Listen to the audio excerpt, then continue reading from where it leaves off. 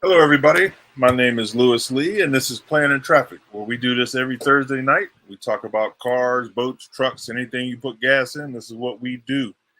I got the fellas in the waiting room. They're going to come in a second, but I wanted to throw out a couple things before we start tonight. This is our month of 8 years of doing Planning Traffic, and we're going to celebrate, and we're going to have a special night. Not this next Thursday, but the Thursday after. We're going to have our anniversary for our 8 years here live on the internet. We've been doing it live with companies, friends, and family. And 8 years went by pretty quick. So we're going to celebrate it this month, September. And let's see, we got the fellas in the house. Let's pull some folks in. The man Arco, what's up, Arco? How you doing? Bring in Brian. Arco, Lewis. Hello. What's going on? Hey guys. Justin. Hello. Jim. Also, I'm gonna bring in Papa Squirrel. He is one of the first people on the channel with us. What's up, Papa Squirrel? So he's definitely doing the stream tonight. Hey, you know what? I have to jump out for a minute and grab another speaker. My speaker is messed up on this, so you guys go ahead and talk a little bit, and I'll be right back. All right. Good old technical difficulties. Non-stop. Ray, there he is. Hey. The return of Justin.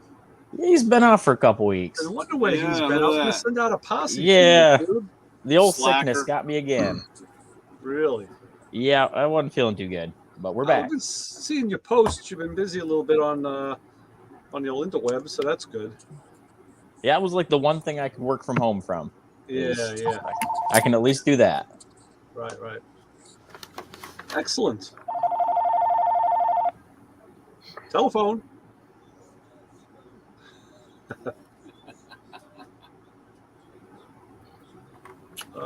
You know how it is. Well, Ray, no pictures? Pictures of what? What do you want to see pictures of? I got pictures of everything. Going up and down. No delivery. No who? Delivery. Lift. Oh, yes. I got sidetracked by a 66 Mustang again. Oh. What I did last night was I set the jacks up and I bled them, and of course the freaking thing puked fluid all over me. Of course, my shorts are soaked with fluid, and it hits the car in the garage. Like, you son of a bitch! I got to actually get another quart of hydraulic fluid. Was it ATF or is it actually hydraulic? Because it's well, just so people know, we're talking about the quick jack that's made by Benpack, and in their manual, which is very comprehensive, they say you could use hydraulic jack oil or almost any transmission fluid. Dexron 3, 4, Mercon 4. I had 2 quarts of Toyota LV, which they said you could use, but I called them anyway and asked, and the guy said, yeah, you can use those, but because of the detergents and all, the guy says, I really prefer using the hydraulic fluid. I said, yeah, I would agree with you. I do. So I put 2 quarts in and then bled out about 1, so I have to get another replacement quart. And I haven't put I was having trouble. They want you to run it up and down like 6 or 8 times, not even to the first stop. You really should never use it without a vehicle on it. But for the bleeding process, it's okay. And I couldn't get the damn thing to come down. I had to keep throwing more air into the air cylinder or cracking the bleed valve. So, but yeah, I got to decide what car is going to be first up on the lift. Probably my wife's, because she needs a oil change and tire rotation. Yeah. Okay. So Ray, before I jumped out, I was telling everybody that we're celebrating our 8th anniversary here on Playing the Traffic. Right on. Oh, yeah. And look at my book. Yeah, in 2 weeks. 2 weeks from today, I'm gonna have a special. I'm gonna try to get some of the old guests back on. We're all getting old, Lewis. Yeah, right. I wasn't this great when I first started. Oh no. I know for me, I thought it was 6 years. I don't know. Yeah, I think you came in 7. I think I you're don't know. around 7 years. I have it on the calendar somewhere. So, was there a date that corresponded with? Do you remember the date of the first show that you did? I think it was the 10th, Okay. but I could be wrong. Knowing me, I'm wrong, but I know it was September. I know Papa Squirrel's been with us from early on. You know, when it was Garage Insider, I signed up on the website. I registered, and Papa Squirrel was there. I know he was there already because I saw his name and he had posted a couple things. So, so that's 2012. You're saying? Yeah. No, 2014. Yep. If it's 8 years. 14. Yeah, 14. Yeah. Say yes without doing the math. I started All In magazine in 12. Right. Okay. Wow. How time flies, huh? Yeah, man. Things are just cooking along. Who we got in the chat room? What do you got there, Marco? Something good? Looks like Canada Dry Ginger Ale. Sprite. Nice. Oh, After I got COVID, my favorite used to be cherry Pepsi, and after I got COVID, I can't drink it anymore. There's no flavor. It tastes like I'm just drinking water, so I'm like, well, whatever. Oh, wow. And, wow. And I try to drink just regular water, and I start coughing, So, I mean, I still drink water and Gatorade, but if I just hammer water all day long, I start coughing. So it just keeps my throat from getting all dried out or whatever. I don't know. It's weird. Man, we got a bunch of guys on here. What's up, Bill, Vino, and Jim, and Damien, and everybody. Keith. So, yeah, he froze up, didn't he? I think so. On my Facebook Live.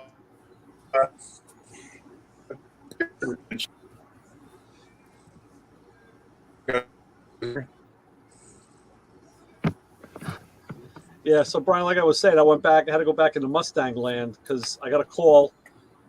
The guys were driving the car around, and now he said he came back to the other shop and had no brakes again. Really? And of course, I replaced all the hard lines, all the hoses, all the wheel cylinders, the master. So the one kid was telling me, he was describing like what sounded like a bad master. And I said, well, I put in a new one, and you know what new means. Yeah. He didn't know. So I had to tell him, never, ever worked. So, yeah, it's so true. I mean, and I can't tell you, I'll say to Brand, I use Cardone, and I have changed so many Cardone masters and calipers that were bad, that just, out of the box. And then I like an idiot, I never wrote it down. A few years ago, we found out that Cardone had another line that was a better line. And I got to find out what that is because I said, only order those. And I forgot what it was.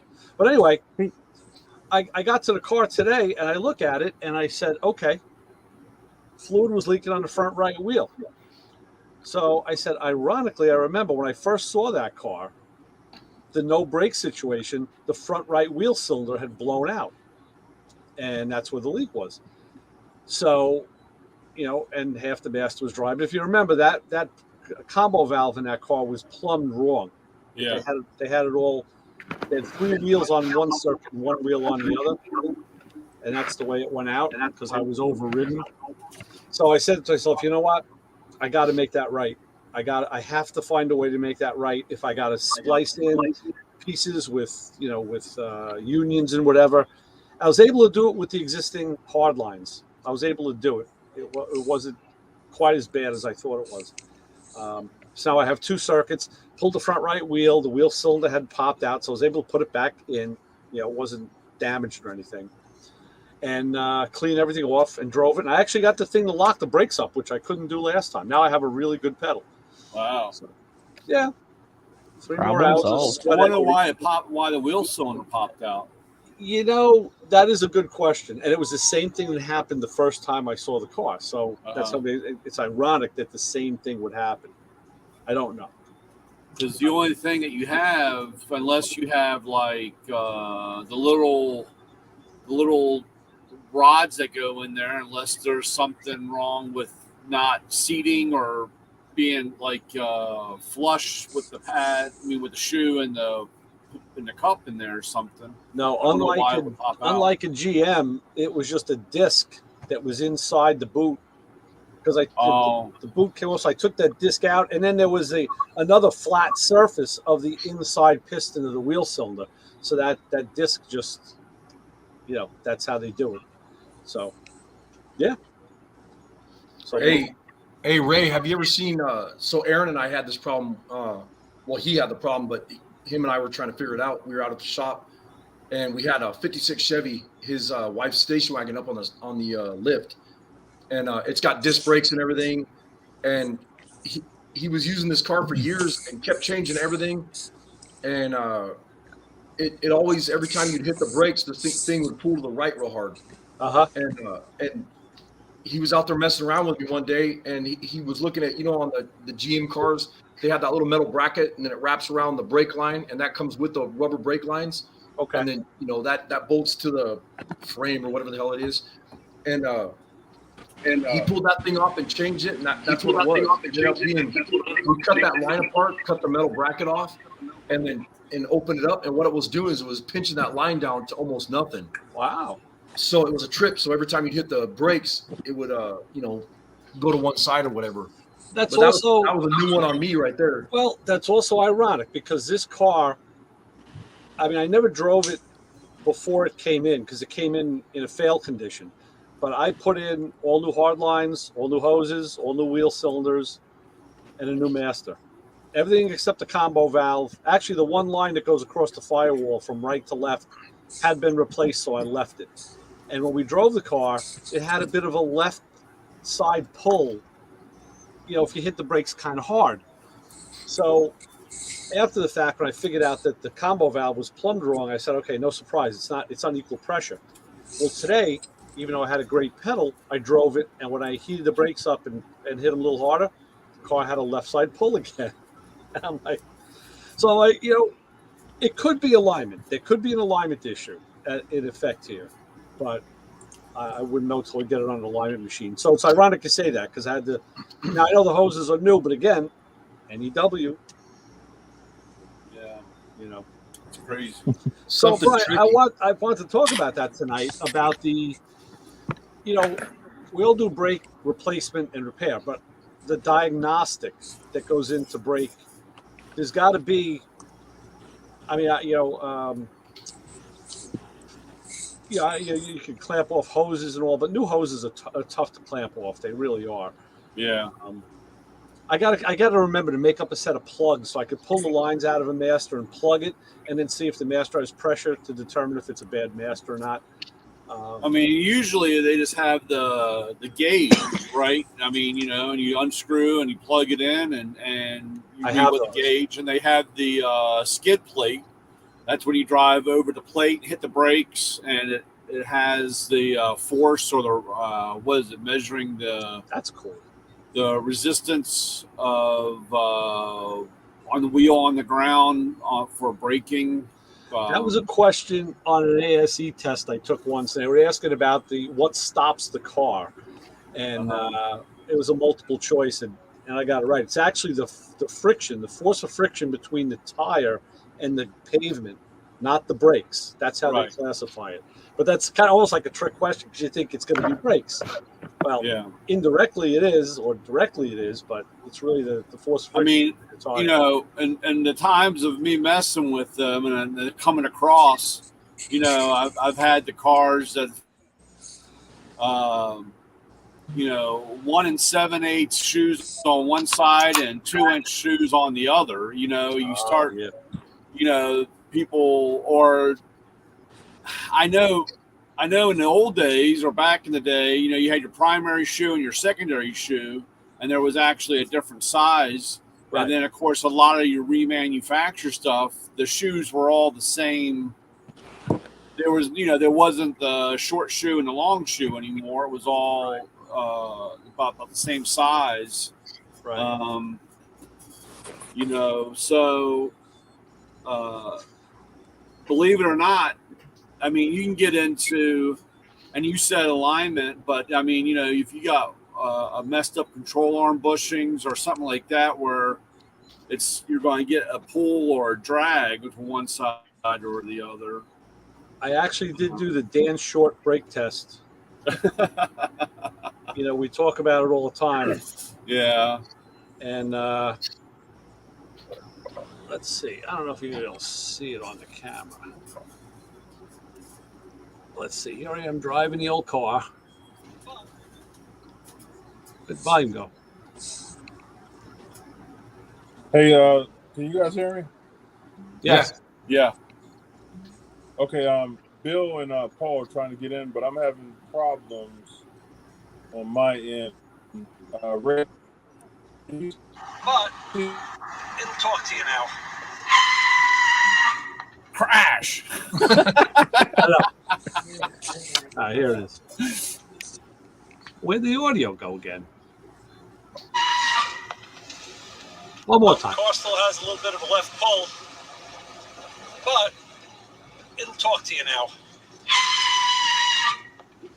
Yeah. Oh. Lewis throws up again. So when you went out and looked at the mark, did it leave marks on the pavement? I mean, did you have any kind of idea of which was longer than the other, or? I have no idea because today was the first day of school. So there was all sorts. Behind the shop is a big residential area. And there, I tell you, it was like a video game. Every time I turned, there was a woman or kids popping out of nowhere. Oh. So I did this a couple times. And of course, everybody's looking like, what's going on? So I was hitting those brakes and getting the hell out of there. Yeah. First thing I do is get out and start measuring tire tracks. And all the strollers were out. I mean, geez, everybody, the whole spagiggy. You mean you didn't want to meet the local cops? No, and actually, I know them. One of my friends is a detective in the precinct that's right down the block. So I kind of got in. I didn't want to meet the local parents. Those women can be tough, and they're all half my age now. So, tune me up a little bit. Screw that. A stroller handle across the back of my neck. That's all I need. Be fighting off, 30-year-old women. Daddy. Hey, I used to work with a guy in Lodi, California, and right in front of the shop, it was a motorcycle shop called My Evil Twin Choppers, and Carl was on his Harley Davidson drag bike. So this is a full-blown dragster motorcycle, not even supposed to be on the street, and he's like looking, no cops, no stop. You know what I mean? He's gonna take this thing out and run it up and down the road a couple times before we take it up to the drag strip to race it. And he goes by like 2 times or whatever it was, and then the last time he comes flying by the shop, and we're like, what the hell is he doing? Why does he keep going? And he comes back real slow and pulls it in and kills the bike. And he's like, that was stupid. And we're like, what? He goes, well, every time I'd take off and I hit the light or whatever, I'd smash the brakes. He got brake fade, so that last pass he didn't have any brakes. He went smoking by the shop. Yeah, he was like, no, I'm not doing that no more. He's throwing the laundry out. It was bad. I know a guy. This is years ago, but he actually drove a rail, a top fuel AAF rail on the LIE service road out here, late at night one Saturday night. And actually, there were cops that stopped them, but they were like so into race cars. They were like, wow, this is like a real race car. He's like, yeah, we're going to York, PA for, this weekend for the race. Just did a quick little hit. So they actually let him go, which is kind of cool. We did that at 3:00 in the morning in Lake Hogan, which is down in this big valley in California. And we took Bad to the Bone. It's a top fuel drag hydro. And we took the boat out on the water 3:00 in the morning, started that thing up, made one quick, like that, shut it down. And every light on around the whole lake was like, everybody, and we were like, we gotta go, let's get this thing loaded up and get out of here. Right. It was fun though. Yeah. So his drag bike was a full lay down. It was a full lay down type of chassis on that drag bike. It was a real, a fuel bike. Yeah. Wheelie bars and everything, man. I mean, back tire was like What are they like? Huge, 30-inch wide or something. That's a serious bike. Yeah. Yeah. I just think of Elmer Trett. He was the guy the first pro racer that I got to know that raced those things, and he was an older guy too. We had a guy here, a local guy, Bob Spina, who has a shop, and he always ran a Sportster, but he was very competitive. I've seen some of those Sportsters that are super fast. Oh yeah. Made a couple multi-engine bikes back in the day. They did a lot of cool stuff. Yeah. Neat. Hell yeah. Yeah. So My grandpa used to do that with his door slammer cars back when he was around drag racing, take him out on the street all the time. He had one guy that he had a shop in town, and I guess this guy kind of got on his nerves, and he finally told, this was back when my dad and his brother were a kid, and he's like, all right, let's unload the car. And before he fired up the car, and before they got off the trailer, the cops were at the shop. Wow. We used to run ours on. We lived at a real bad neighborhood, Stockton, California, and we lived at the end of Filbert Arms. Filbert Arms Apartments was here. Charter Way was right here, so we lived on like a dead end, and this is in the straight hood. And we would start our drag truck up. There was a '57 Chevy pickup dragster. I mean, and this thing is like pro modified or something, just really crazy. And we start that thing up middle of the day or whatever, or early in the morning, and do a couple passes right on the street in front of the house before we took it up to the drag strip. And it was hilarious because there was nobody in the whole neighborhood, but as soon as we fired that thing up, there was like 50 people all up and down the sidewalk, hooping and hollering and clapping and checking it out, taking pictures. Yeah. Yeah, the cops didn't like that either. It was weird. Now it sounds like the car shows you have now. The bad part is where I live now, the cops all come here to watch. Right. It cracks me up though, because when the cops show up, everybody's like, hey, the cops are here. And I'm like, yeah, I know. And then they walk up and they're like, hey, this is a good show. Yeah. Yeah, we have a few that come by ours, on our Sunday mornings. And it's kind of funny because somebody will come up to ask them a question and they're like, hey, we're just here to look at the cars. We're not going to get into all the politics stuff. We're here just to look at the cars and see what's going on. So I think it's kind of funny when they lay that ground rule down. Look, I like it when that they used to do it in California. I don't know if they still do because I moved, but they had a thing set up where the cops would actually, to keep street racers on the track, the cops would actually show up to the track and race these young kids that were street racers, and they'd race them on the track with their drag car. Yeah. And then, a couple of them were just regular like cop cars, but a couple of them were actually, they were pretty badass cop cars and stuff that were tricked out, that were straight dragsters. But it was really cool that, to see them support them or whatever. And I was always good at running from the cops. So I was like, well, hell yeah, let's do it. Yeah, that was the one episode of Adams 12. They had They had the cops all running their cars with the local drags guys. That's a way to do it, though, instead of out there chasing them and shutting the strips down. That was all we were talking about last week, Brian. Where it was the hell's his name? Who's the guy that ran the track? Dick Clark. Dick Clark. He was the track owner. It was actually, I think it was Fontana Speedway that they filmed that at, and they just put the other name up. Yeah, that was a good episode. And then of course there's the beach blanket movies. There was the Big Drag that was Don Rickles. Remember it had in the Annette Funicello, Frankie Avalon movies. I think it was. I got the box set upstairs. I forget which one it was. You're telling your age right now, Ray. Oh hell yeah! I'm going to be 64 in about 2 weeks, so there you go. Just lay it right out. You're still young. Yeah. Tell my aching bones that. But anyway, old enough for good TV. And Don Rickles ran the drag strip. So if you can imagine Don Rickles like in the 60s, in his heyday, he was like the drag strip, the track owner. That's one of my favorite movies that they did. And it's actually, let me think. Oh, the guy with the blonde hair. Tommy Ivo actually was in that movie. They used his car. And the only concession he had was he said, I have to drive my car. Nobody else can drive this car. because it was on the circuit at the time. So they actually had to give him. I think he always wore a helmet. I don't think you saw his face, but they had to give him like a Screen Actors Guild card, and he actually had a screen card. TV Tommy Ivo, is he still around? Right? Yes, he is. He is. Yeah. That guy was a badass back then, man. I was looking to get him on my radio show a little while ago, about a year or two ago, and I had some emails with him, and he was telling me, "Oh, Ray, sorry."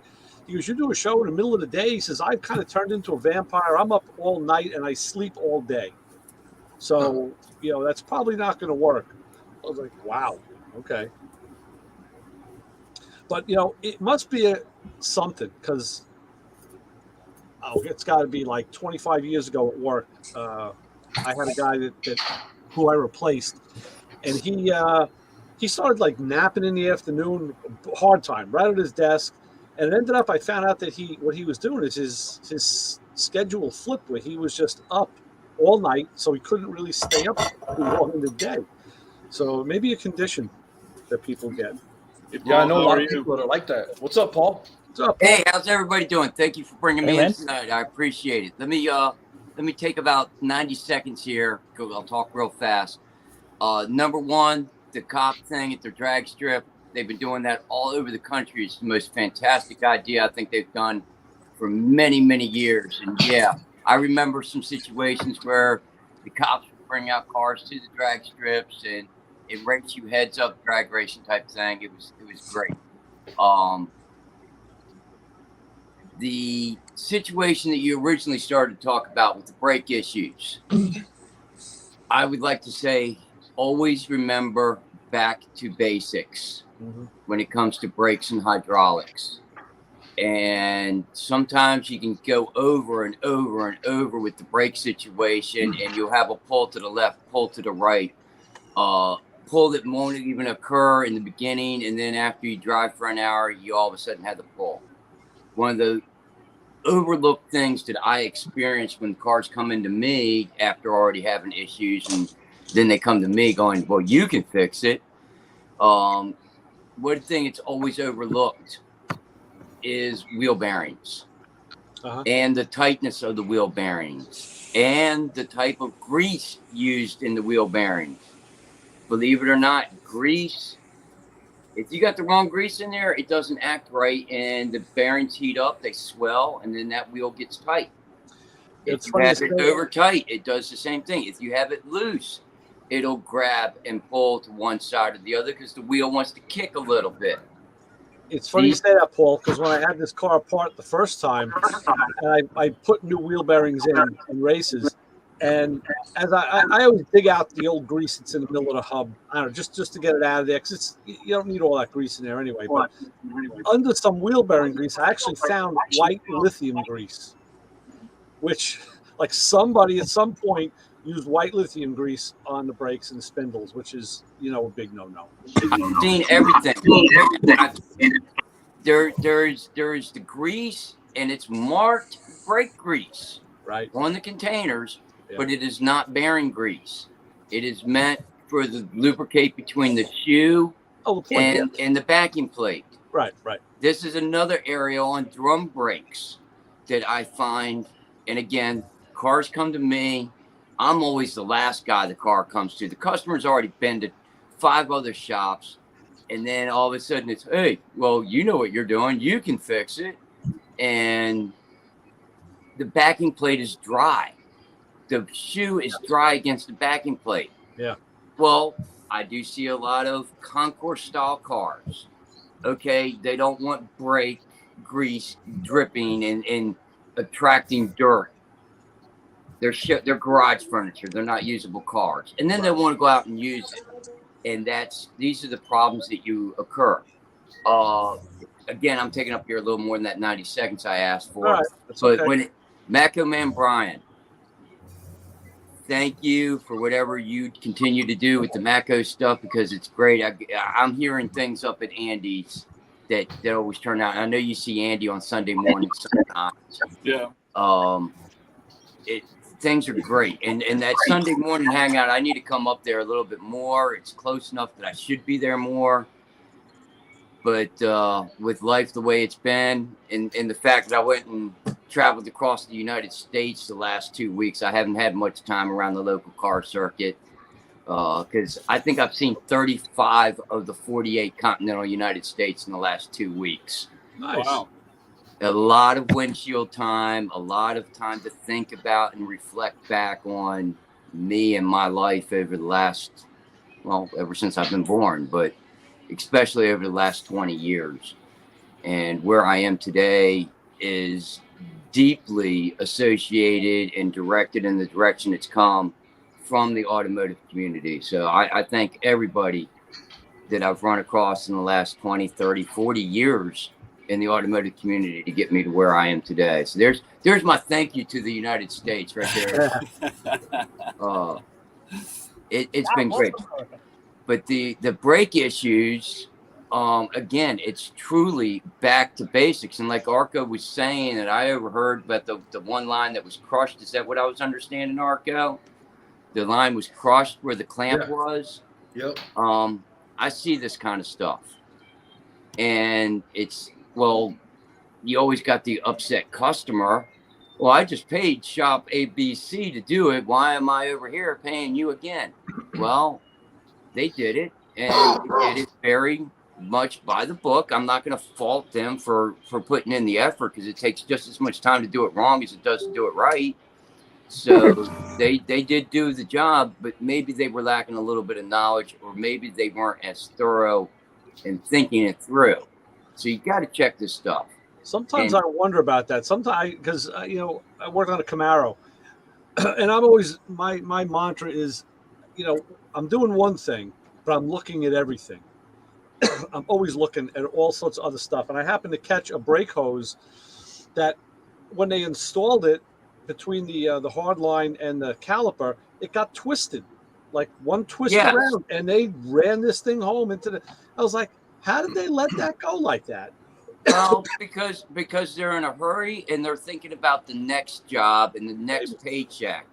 They never want to spend that extra time, especially on the restoration stuff. The first 85%, 90% of the restoration goes easy. Yeah. The last 10%, that final detail, making sure everything is right, that last 10%, it takes almost as long as the first 90%. Yeah. To be thorough with it. That's what always drives me crazy, and I can't talk or go out or say anything because I don't have anything on the road at the moment. But it always boggles my mind when you look at a car, and it's like I said, you come down to the very end where, you know, trying to do some wiring, and there's an extra 10 feet of wiring. Because, you know, when they were having problems trying to get the car started, they just got it started to get it out the garage instead of just fixing it. And it looks like crap. And you're like, dude, you spent all this money on this other stuff and you can't take the 10 minutes to fix this right, you know? It's like that, Paul, that yellow truck we took to Idaho. Yes. Did you see the wiring harness in that thing, bro? Man, no, I did not. I've never seen, when we got that Burgundy 35 Chevy that we built, I mean, it was a mess underneath the dash with the wiring harness. But when we got to Idaho and we looked at that yellow truck, I was blown away. Like, I looked at it a little bit when we had it here, but when we took it over to Iron Horse Garage and opened that thing up and started pulling it apart, I was just like, holy crap, man. There was wires that were, I mean, I'm not even exaggerating. They were probably 20 feet long, and all they did was they just wrapped them around stuff and got it back to where they could to plug it in, and just left the mess up around steering columns and whatever. The other thing, though, that I noticed is I didn't even notice until we got it back here. We brought the motor, transmission, frame, the whole rolling chassis back to my shop. And because the frame's broken in half, the frame's bent, and then I was looking at the front cross member and stuff. Somebody actually broke that thing off the truck, and then it's twisted where it was dog-legging down the road, or they cut it off and made it where it wasn't dog-legging down the road, and then they actually have it spot welded on, and they have 2 bolts holding that whole cross member on, which, in, you know, the Chevy trucks, they got that whole big cross member. That's your whole front end sitting there. Right. But I was sitting there just shaking my head looking at it, and I realized that the wheel, the way the rim was sitting, the rubber brake line was going up underneath the wheel and then back in like this. and I was looking at it. It was cutting through the rubber brake lines on both sides. So, I mean, some people shouldn't even work on crap, man. I agree. Some people should not work on it. Back to this whole brake thing in the master cylinder and A1 Cardone. A1 Cardone used to be the top company in the United States. A1. It really was. And you're right. Now apparently they have two separate lines. I don't know how to tell the difference between them, and I don't know how to figure that out. So what it comes down to, and what I've seen more than anything else, is improper bench bleeding prior to installation. And if you do not properly bench bleed, or that you've given it a couple strokes prior to bench bleeding, it tears the seals up in them. Yeah, bench bleeding is not hard to do. This master that I worked on, say, was in the car, and when I took it out, I bench bleeded it again because I had it out. I have the hoses. They supply them. They do. They supply them 90% of the time. I actually done some hard lines too that I keep in the arsenal. But yeah, it's really a no-brainer. And people do it. They go too fast and they bottom out that cylinder too, which is not recommended. Correct. That's why they don't have a girlfriend. Slow and steady. Slow strokes. Slow strokes. So, and the other thing I have found is booster to master rod, push rod length problems. Yeah. Either too much and it's too tight and it holds in on the valve just enough that its valve doesn't come back across that bottom hole. Right. And yeah, you've bench bled it, and yeah, it's great, and everything's great. And then you go out and use it, and then all of a sudden the brakes either start to lock up because it's holding pressure back, or fade altogether because you can't get pressure in. Right. I again, these are brake issues that I see in day-to-day, weekly life in the automotive industry, both on daily drivers, general service work, and on all the hot rod stuff. You almost see it more on the hot rod stuff because people are always in a hurry. They're buying stuff off the internet. It comes great. It's great that we got the internet and we can just get parts shipped to us from Summit Racing and whatnot. But even the stuff that you get out of the box from Southern Racing and then you bolt on the car, if you don't follow the instructions, go retrieve the instructions from the trash can and read them. There's certain things that they say in there that you must do. You can overlook it, get away with it 80% of the time. The other 20%, you've just lost your ass because you're going to spend a day chasing a problem. Paul, the other thing, a week ago, we had a guy in the shop from the other shop, and he was doing a brake job on a BMW. And good thing I came in on it in the middle of the job. He had it apart, and he had his set of caliper, twist back tools. And I was there on a weekend with the guy that owns the shop, and I told Mike, I said, hey, he's not planning on using these on this car, is he? He was like, why? I guess so. Why? I was like, look at these rear calipers. They have electric parking brakes. It's electronic parking. You got to get the stand tool and command this thing open. He's like, oh. He said he had a lot of trouble getting them off. I'm like, oh, yeah. So this job went down the road. I saw him during the week, and I was there when he was finishing it. And I said to him, you got new rotors and pads. How are you going to bed these pads in? What do you mean? I'm like, well, how are you going to break them in? You got to outgas the pads. You got to get a coating of gas on the. Well, first of all, he was putting the rotors on without cleaning them. I said, hey, dude, clean the rotors. They're brand new. I'm like, yeah, they're brand new, but they have a coating on them to prevent rust. They have shipping oils. They have protection oils on them that must be removed, or that oil will contaminate the pad. So I've seen that so many times, man. Yeah, I mean, everybody's shaking their heads, and because we all have been there and done that. Keep in mind, this was like kind of a new, the first time this guy was doing this. So I thought it was more important for me, my role, to teach him what to do than to make fun of him for doing it wrong. So I showed him. I'd take the brake clean. I said, I said, placate me. Just spray a little brake clean on, take a clean rag, and see what you got. Wow, because it came off dirty. I'm like, exactly. So that's the oil, the protecting oil. And then we talked about bedding. And I said, there's a procedure. Every manufacturer has their own. You can do a generic one. It's like a drive cycle. And I said, where's the box from the pads? Because usually there's an instruction sheet or it's printed on the box. Well, I don't know if there was a sheet that was gotten rid of, but there was nothing on the box. There was a lot of printing on there, but they didn't have a bed procedure. And I said, trust me, I'm not making this up. This is what you got to do to get good brake performance down the road. So, a lot of guys don't know this stuff. And I guess, hopefully he'll remember next time, or he'll probably call me and say, what was that you were telling me to do? But look how many times, we've had cars in the shop that they were like, I put brakes in it and put a master cylinder and all this crap and, in a hot rod or whatever. So they're putting in aftermarket stuff. And then they go and drive it and they're like, yeah, I can't drive it because it just stops. The brake it locks up. And you're like, yeah, the rod's too long. Adjust it down a little bit. Boom, done. And they're like, well, how'd you know that? Well, because I've had to deal with other idiots that show me, the same problem over and over. I've had motorcycles in the shop doing the same thing, Yeah. And that's how you learn, man, is people just got to get in there and, figure out these little stupid things like this that other people, when you tell them that, they're like, oh, whatever. And they just keep doing the same crap over and over and over. That's actually how I learned it on my Harley when I I took the banana caliper off the rear disc and I took a Sportster brake. So Sportster brake is on the left side of the Harley and the big twin is on the right. But I took the Sportster brake and just turned it around and put it on the right side. It was kind of weird because the bleeder valve was now in the front and the hose went to the rear. So it was if you knew the parts, you knew that they were on, off of a Sportster, but they worked just fine.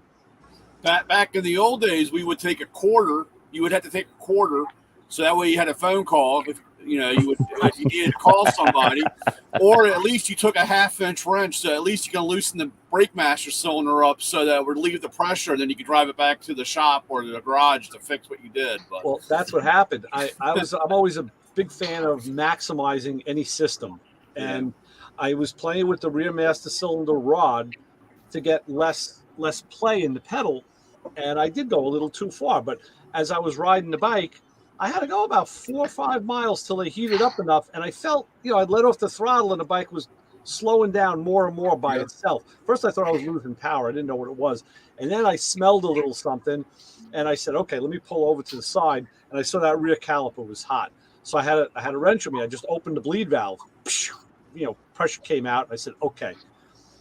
Then I figured it out, and I was able to, figure that I made that. And then I had no play in the pedal whatsoever. I said, okay, I got to shorten this rod. And that's what I thought. That's what I learned. You can optimize it, but always back off 10, 20 thousandths maybe. But again, it goes back to what I initially said, and that is you got to go back to basics. You got to be thorough and think it through from the start, because sometimes the simple answer is the solution, and people want to go way out there, and it just keeps the problem accelerating. And if you go back to the basics, you got to think in mind, hydraulic brakes have been around for 90 years, 85 to 90 years now, for the most part. They had it on some earlier cars, so that was pretty exotic. But basically in the mid-30s, Ford was one of the last ones to come in with everything being hydraulic brakes. When these cars are manufactured in a mass production, they're not bench bleeding master cylinders one at a time. They're not sitting there and opening bleed valves and whatnot. This is all done through pressurizing systems and through vacuum feed and whatnot, because that's the idea, is get the aircraft. So vacuum work really well. Put the system under a vacuum and done. We got some feedback going on. Yep, I think you do. What's up, Bill? Hey, I might be giving Paul a call here this weekend. What's up? I'm doing my brakes. Oh. Yeah, you you can call me next weekend and get in line. Because I'm not taking on any new jobs until after the relocation to Texas. Are you relocating? I am relocating. wow. I'm actually in the process of relocating. Just returned from my trip to Dallas, Picton, Texas, where we'll be residing here soon. Oh, wow. And I'll do another trip down anytime within the next 2 to 6 weeks. Wow. Hey, congratulations. That sounds pretty exciting. Yeah, you never know with Paul. You never know where he's at or what he's doing, because you might call him tomorrow and he's like, he's with us at the car show. The next day he's back in Maryland. The next day he's in Texas. Yeah, I know. A week from now he's in Puerto Rico. Now I don't leave the continental United States. That's guaranteed. But yeah, you're right, Arca. Like I said, in the last 2 weeks, I've probably seen, it may be exaggerating a little, 35 of the 48 states in the continental United States. Wow. Between Southern Maryland and the Canadian border of Minnesota. I don't know how many states I went through. And then coming back to Southern Maryland, it was a little bit different route. And then to go from Maryland to Texas, now I guess that's only 6 states between here and Texas. But still, it's a lot of windshield time and a lot of time to think and reflect back on everything in the last 55 years of being old. I'm sorry. What did you say, honey? Oh, yeah, I forgot about the detour to New Orleans on my way home. Arca heard about that. I was pissed. Well, let me know when you're going through Detroit next time. I bypassed Detroit just slightly because my friend Pat Carini wanted me to come through Detroit because it was the Boulevard Cruise thing in Detroit. Woodward. Oh yeah, the Woodward Cruise. Woodward Cruise. And he's like, "Come on, stop here. You can crash at my house and go up to Woodward." And I'm like, "Nah, I don't have time. I got to get going." It's an awesome event. Woodward's great. It really is. I like how he shows up in my car show though, and he's just like, I was in the area, so I figured I'd stop by. It's only 12,000 miles from your house. So. I went out for a pack of smokes. I saw you say, "Hey, Paul, any words?" He says, "Yeah, good night." It was either camera out.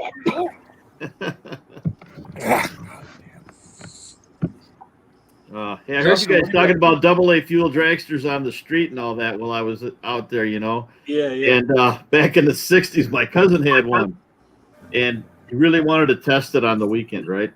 Yeah. And I live in a small town, kind of there's some side streets there and stuff. And my dad and my uncles and my cousin were there. And so we got the thing out. We got the thing rolling and started. And he was a fool. I mean, he just let this thing loose like it'd never been let loose before because they had made some changes to it. I was young at the time, so I'm innocent in this whole thing. Yeah. Okay. But I think 3 of them went to jail that day just for a while. Wow. But we used to do that stuff out here. You're kind of in the country. Brian, you've been around this area for a long time, correct? Oh, yeah. So in the 80s, Burtonsville parking lot where we go on Sunday mornings now, in the 80s, Burtonsville Speed Shop was right there. Burtonsville Machine was right there. Yep. Sunday. Friday and Saturday nights, that was the parking lot to hang in. And we'd go out 29 north up to 216 before they did all the developments out there. There was a parking lot at 216 and 29. Yep. And we would race northbound on 29 from the light up to where somebody had spray painted the road for the finish line. And unfortunately, that parking lot for Park and Ride was only one way in and one way out. So when the state police came to break up the street racing, if you were in that lot, you were getting busted. Yep. And there was one night the cops came.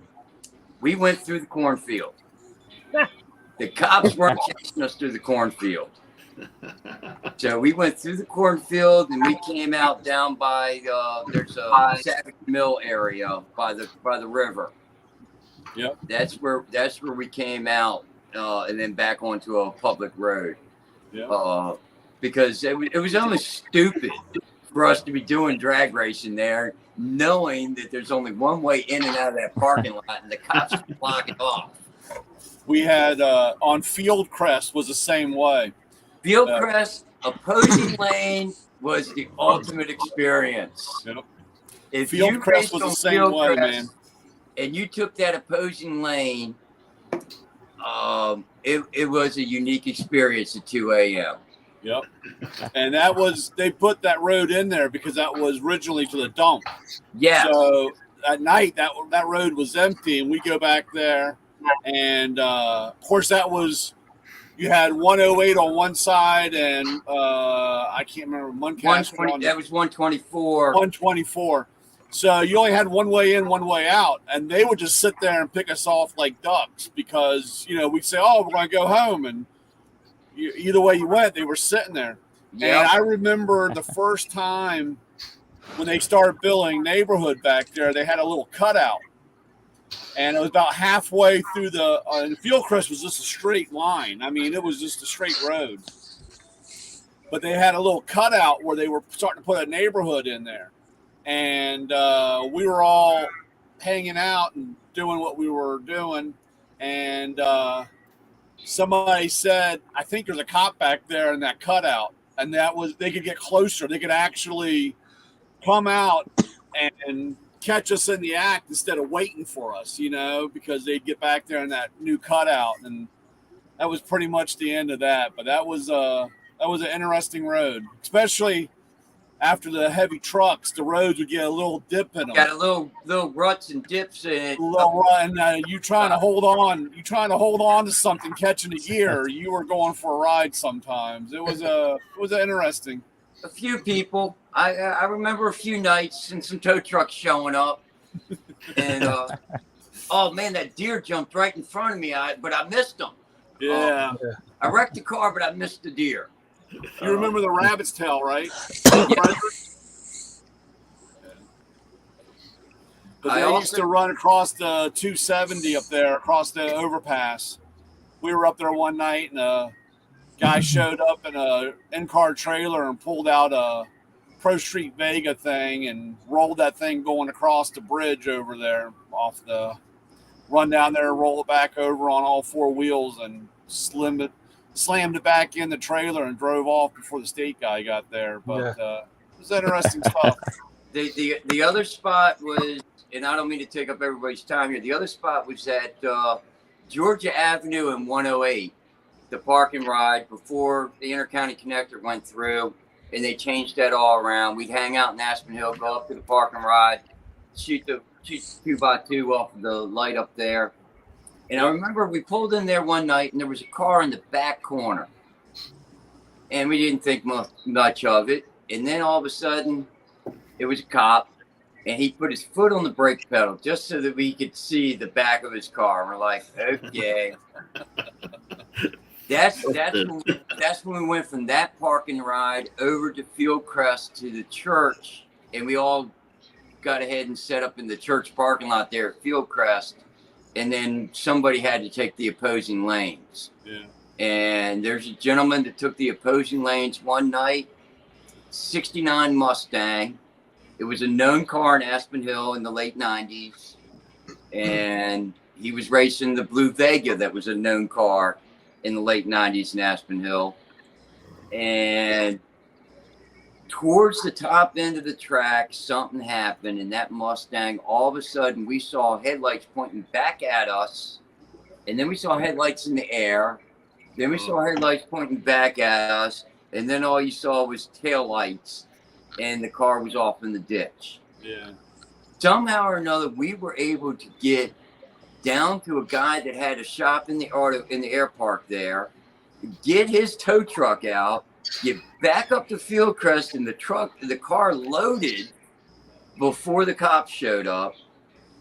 And the gentleman that owned the 69 Mustang had that car fixed within 1 week. New quarter on it, the new rear up under it, and was back out earning his money and getting a re-race against the Vega. It was amazing the shit we did back in those days. Those were the days for sure. It was like we didn't even sleep or eat. We just went to work, made enough money to fix the cars to go out and race again. Yeah. Different back then, but it was great. It was great.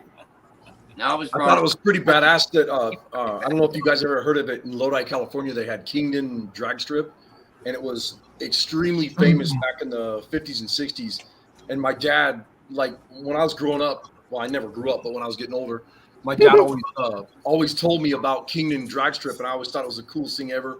He'd talk about people like TV Tommy Ivo and Big Daddy Don Garlitz, the backup pickup, and the Little Red Wagon, Hemi Under Glass. I mean, this was a badass drag strip. And so I started looking into it and, asking, where is Kingdon Drag Strip and all this crap. And then he told me, and we actually went out there one time, my dad and I, when he still lived in California. And we checked it out, and it was just this open, like airport thing for these farmers is all it was, just a little thing out in the middle of nowhere. And then probably 2 years before I moved to Minnesota, I remember calling my dad and saying, "Oh my gosh, they just opened up Kingdon Drag Strip again." The farmer that still owned that property all those years, I guess it was like his son finally put the money or whatever together, and they said, we're going to open it back up. And of course, the first person they had there racing and whatever was Big Daddy Don Garlitz. They had, doing expedition, burnout, whatever. Hey, what's up, Scrap Whisper? And so I thought it was just really cool that they brought that back, and then now, I mean, it's one of those drag strips. It's famous all over California. It's just, it's massive. I mean, there's tens of thousands of people that show up to it anytime they have a run or a race or whatever there, it's really cool. Yeah. I like to see stuff like that preserved, It's kind of like Bill. Yeah, best than you can imagine. Yeah, the drag strip I grew up on still operating. Nice. Yeah. Yep. Milan Dragway. MILAN. Oh yeah. Oh, yep. That's a good one. Yep. My grandpa. Are you in Michigan or? Yeah, Saginaw. Oh, okay. I'm in Brighton. Yeah.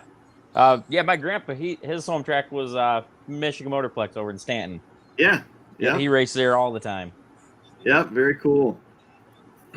Yeah, every Saturday, Sunday, man. It was either on the motocross track or at the drag strip. All through the 60s and 70s. It was so much fun. I used to race a lot, man. Like you said, motocross or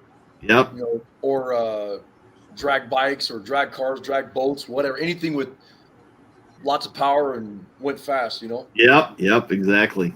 Yeah. It was fun having a dad who was the president of the Iron Mustangs Motorcycle Club. Oh, cool. Got to grow up with some really cool experiences. Oh yeah. Yeah. Good times. Why are you so quiet tonight, Jim and Papa Squirrel? Who what? Why are you guys so quiet tonight? I'm listening because all this information on brakes and master cylinders is very handy because I'm going to have to put a new master cylinder on my wife's Jetta, and I'm also going to have to put brakes on one of our cars. And I hear things I've been doing wrong for quite a few years. I hear it every day from Heidi. Right. Yeah, no shit. You just got to follow good known procedures. You got to be clean. You got to take your time. You got to clean and lubricate. I'm sorry, Ray. Just like what Paul said, and we've said it a dozen times. Everybody opens up the manual or the diagnostic tree, and they go to the last 5 things. Yeah, that's the problem. It's a guy thing, man. It's like, why even check? I can't even tell you how many electrical stuff I fix in shops by just checking the ground real quick. And that's the most overlooked thing. Yep. If there's no pictures, one thing my wife has been telling some of these people who've been having electrical problems. Check the grounds. And it's funny because I was driving that car today, Brian. I'm using the directionals. I'm saying, hey, I know they're working on the outside now because we fixed the bad ground. Yeah. so common. It really is. You guys know Bitchin, that he builds the motorcycles in my shop.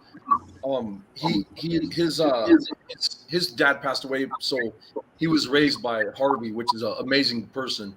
And Harvey came over here one day to the shop, and he says, "My van, I bled the master cylinder, did the brakes, wheel cylinders, all that. It's an older Chevy van. It's got drum brakes and whatever."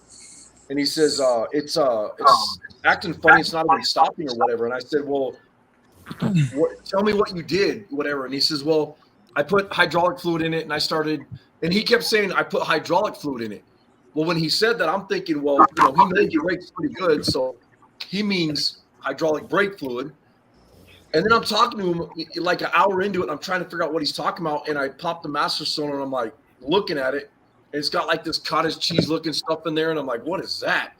And I said, "What kind of brake fluid did you use?" And he says, "Well, it said to use hydraulic fluid." And I'm like, "Oh no!" I was like, "This is bad, Harvey." So we had to tear everything apart and just. We got some work to do. New wheel cylinders and bleeding the brakes, cleaning out all the lines, master cylinder. I mean, everything. It was a mess. And he didn't know. I mean, he had no. It was kind of an innocent mistake, but it was. Live and learn. To me, right? It was kind of funny, but it wasn't funny because I had to do the work and I felt bad for the guys. So whatever. It was a good, honest, wrong thing to do. Yeah, right, exactly. Live and learn. That brings up another very, very good point, Arco. Thank you for bringing it up because I skipped over that in my back to basics little rant. The difference between .3, .4, .5 fluids. Yep. You must use what is required. Not substitute one for the other. Yeah. Don't mix them. 3 and 4 are similar, and yes, you can put 4 on top of 3. But if it requires .3, do not use .5. Do not add .5. If you want to use .5, you can. But the system can't ever have had .3 or 4 in it prior to. Right. .5 is a completely different fluid. A lot of people do like to use .5. It has a different boiling point. It is good for the racetrack. It will not eat paint the way brake fluid eats paint. So .3 will, right? Yeah. You do see a lot of used in concourse builds. Well, 5 is synthetic. Wheel cylinder to eat away the paint on the backing plate. Yeah, 5 is synthetic, and actually Harley Davidson started calling for 5 back in the 90s on their bikes. Yes, but like the system was designed for 5.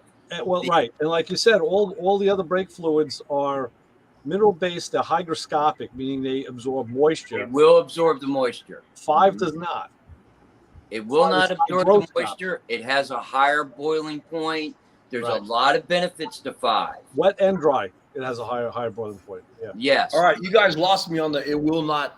Now, see, this is a learning thing for me now. What do you mean it will not absorb the moisture?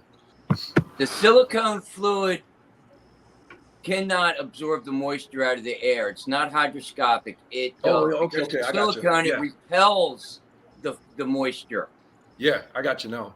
.3 and .4 will actually absorb moisture out of the air, and if you're in a high moist climate down against the ocean in Florida, our buddy down there in Florida, I'm sure he deals with this kind of issue.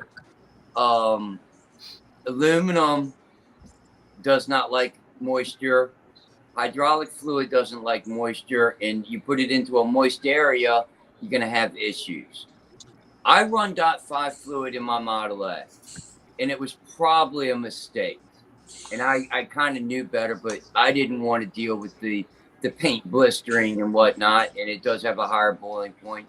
But the problem with 5 is the molecules of 5, and I don't understand it because I'm not a scientist type person, but apparently the way it compresses is different. It took me almost a year to get used to the brake pedal feel because it's spongier. It actually feels like you still have air in the system. Yeah. With the .5 that was like that? Yeah. It takes a lot of used to. No, there's no air in it. It's just it's a spongier fluid, so it's going to feel different at your foot. The car does not stop as well with the .5. It truly doesn't. I think I'd have better braking if I use the .3 or 4, but my wife will instantly say, well, wait a second here. We've had some panic stops, and yeah, the car stops. Yeah, in the panic stop, I think Brian will agree. The Agip .4 is a really good fluid. That the European Agip. But now that I've done this, and I remember it a lot with the Ferrari stuff, the vintage Ferrari stuff, the early 60s cars, going to the track, and it's the same way with the Jaguars. These guys demanded to have the higher boiling point, so they wanted .5 systems. But then they complained that the pedal doesn't feel right to them. So then you got to figure out. Though? They're just drivers. That's all they know. Yeah. But they're saying because life a little difficult sometimes.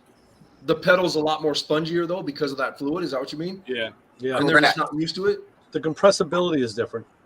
It's a completely different feel on your foot. And it takes a lot to get used to. It took me a year before I could actually get used to the way the car felt and stopped, in the way the input you get back from the pedal as you're pressing down, and you feel the car not stopping, and you're pressing harder and harder on the brake pedal, and then all of a sudden it all grabs up. So what would they use in an all-out race car? I'm sorry, I couldn't hear. What would they use in an all-out race car? They use 5 typically. 5. Okay, but so you got the spongy issue, but you're trying to race. The thing to concern about, Jim, is especially wet boiling point in a race car, because if you're on a road course, you'll heat up the calipers, heat up and boil a brake fluid, and then you'll really fast. Yeah, it'll actually reach a flash point of the fluid, because .3 and .4, they have a flash point. They truly do. I don't know what that number is, but your brakes will exceed the flash point of the fluid. Okay. And all it takes is a minute amount of oxygen at the fluid when there's at the temperature of flash point, and you have combustion. You have spontaneous combustion. It will happen.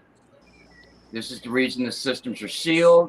If they can't get oxygen to it, you can't have a fire. But it will expand. Justin, what do you guys use? Expand and actually start to create pressure on the brakes, even though everything's working properly and you got the proper clearances there, because it expands out to the point where it's applying pressure. That is true. Wow. Justin, what do you guys use in your builds typically? Typically .3. Because we're not building a whole lot of race cars. Most of our street stuff. Yeah. But yeah, typically a .3. A lot of times that's whatever we're. What's that? I said, Ray, what do you use in the GTO? I'm using .4. Okay. What's the difference between 3 and 4? Very little flash point temperature. Yeah. Wet dry boiling point was raised a little bit. So, yeah. And I change it. I change my fluid at least every 2 years, sometimes more. And even when I work on cars in the family, and even cars at the shop, I open the cylinder and I just pull the fluid out with a baster and refill it. And you change it about 75 to 80% of the fluid just by turning over what's in the master cylinder, because that's your main reservoir. Yeah, I know a brake question would be a good question for you, because I know you obsess over the brakes. I end up doing a lot of brake work too. The other thing, if you I always wondered about this. You open the master and you see the fluid it looks like coffee. And I always said, gee, in a system, worse than that, it almost looks a little purple. And what it is the actual rubber hoses degrade from the inside. The copper will let itself go from the washers, and that's that color you see in the brake fluid. So you can go by color, but I've used these test strips that are litmus paper, and I also have a hydrometer. Hydrometer. We can actually put a little fluid on. It's an optical one, right? Right, optical. You look, what's that called? Okay, Brian. Since you're the tool salesman, I remember years ago, I'm going back every bit of 25 to 30 years, Matco, Cornwell, Snap-on, all introduced a tool. I think OTC was the first one to introduce it. And it was basically a meter that had like 3 or 4 LED lights on it. And it had a probe on the bottom of it. You took the master cylinder off, you stuck this meter down inside the fluid, and it actually could tell you the moisture content of the fluid. It was like a digital pH meter, Paul. That's kind of what it was. It wasn't the pH level, it was the water level, the water percentage in the fluid. Right. It wasn't the acidity. Well, that's what I mean. It's like it was how much water it absorbed, and this was a selling tool. Yeah, or scare tactic to the customer. And that's what they do now with the test strip. To buy a brake flush. The test strip is so easy. You know, you just take it out, you dip it in, you wait like testing your pool, and you hold it up against the carrier it came in. You can show the customer, here it is. This is good, bad. The point I was going to make before is I've had a lot of cars come in where the fluid was dark. I said, oh, that stuff is crap. Let's get it out. But I tested it first, and it tested okay. So there's a threshold to everything. I say if it's dark, get it out of there. Just change it. You know, I agree. If it's dark, get it out of there. Change it. When I was doing a lot of the road racing vintage car stuff, and I'm getting ready to do a little bit more of that coming up if I can work this deal and the guy pays what I'm asking to be paid. Part of prepping the car for the racetrack was a brake fluid flush. Yeah, it was mandatory. I don't care that fluid's only been in there 2 weeks. You were out on the track. Now, vintage racing is not real racing. It's doing parade laps at a high speed. It's an exhibition show type thing. But still, these guys are out there running the crap out of these cars. You have to be safe. Does see a lot of heat, and they have to pass tech, and they have to get the way they need to be. So brake fluid flush was part of the prepping for the track. Yeah, when we the Porsche Club, the PCNA Club, when they would go out to Summit Point, we had to do all that, go through brake flush, and and that was a problem that we had because a lot of guys. It was kind of funny. Of course, this is all in the beginning of the internet, and we all know everything on the internet is 100% proven to the max of the ultimate performance. Of course. But we would get guys that would want to change the .5 or whatever. And of course, then you have this a funny pedal. But the one that I always loved is when they wanted to change the pads to the full race pads. And it's like the car won't stop, and they go out and come back and they say this car won't stop, and I'm like, you gotta get the heat in there, you gotta drag the brakes for 5 miles down the road. So, it's always amazing with that. But again, this, always going back about. Everybody always tries to over-engineer something that they really shouldn't be over-engineering. That's a great point you said, Brian, with the pad material, because one of the things that I found a lot of people don't know about is not all brake pads are made equal. And if you look on the side of the brake pad, there's a series of numbers and letters that correspond to the hardness of the pad. And I've actually selected pads to use in my car based on what I wanted to do.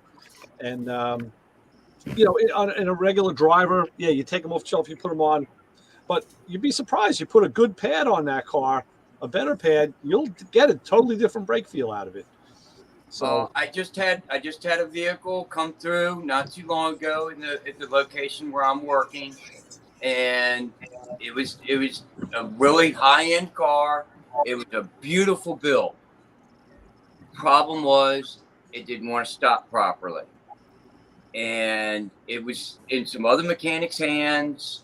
I am in that shop, and I somebody, and I walked by, and I said something to the service advisor, and he said, "What?" And I said, "That car's got ceramic pads on it. It might be a 2,500-pound car. They're driving it on the street. Those are General Motors G-body front disc brake calipers on its disc brake conversion. This is a very common disc brake caliper. They use it on all kinds of stuff ever since General Motors used it, starting in like 78. I said, call over to CarQuest, the local parts store right there, and find out if you can get a set of organic pads. Right. I want cheap organic pads, not semi-metallic, not metallic, not ceramic. I want the cheapest pads you can get, preferably an organic pad. He refused. Said I was wrong. Don't know what I'm talking about. Go back and do your job. Don't worry about these other jobs in here. Oh boy. Next thing I know, I'm asked to look at the brakes on that vehicle. I then repeated what I said before. Please order a set of organic pads. I didn't turn the rotors. I didn't check the wheel bearings. I didn't do anything other than remove a set of pads and install a set of pads, drive around the parking lot. Never even went out on the street. Told him to drive it. They listen to me a little bit more now than when originally. Now again, who would have thought that the cheap pad was going to work better than the high dollar ceramic pad? It was softer. And what's the reason for that? I mean, what did they do? It's a softer pad. And look, I'll show you right now what he's talking about. Woo, almost fell off my chair. Okay. This is a selection of brake pads. It's two different sets of pads, and you see those numbers. Those are the numbers I'm talking about. Right down here, it says Delco, because these are factory Delco pads. I don't know if the top ones are or not, but these are the numbers. And you can look them up. And this is actually, they would fit in that caliper that you were talking about, Paul. I was going to say, that looks like a GM metric caliper pad. This will fit. Same ones on the front of the road, man. Yep, it'll fit in a D52 caliper. So those are the numbers that a lot of people. Yeah, I mean, who ever think it's a part number? It's not a part number. Those numbers refer to the hardness and the compound of that pad. So by those numbers right there, like you're saying, those are the exact same pads, but because they're different numbers, they're different hardnesses or whatever. Yes, correct. Okay. Compound, yeah. Well, that's good to know. Yeah. So in my case, like on my car, I have Willwood calipers, and Willwood sent me pads with it. But because of my unique situation, using a disc drum non-power system, I have a very firm pedal. So I actually pull those pads out. I wanted to find a softer pad to give me a little bit, to help me out on the other end, brake compliancy. And I did. Also, all right, guys, time for me to bail. All right, Jim. It's pretty early. Hey, Jim, take care. Take care, Jim. See you later. Remember, give it 2 pumps before you go to bed. Slow and easy. Slow and easy. 2 pumps before bedtime.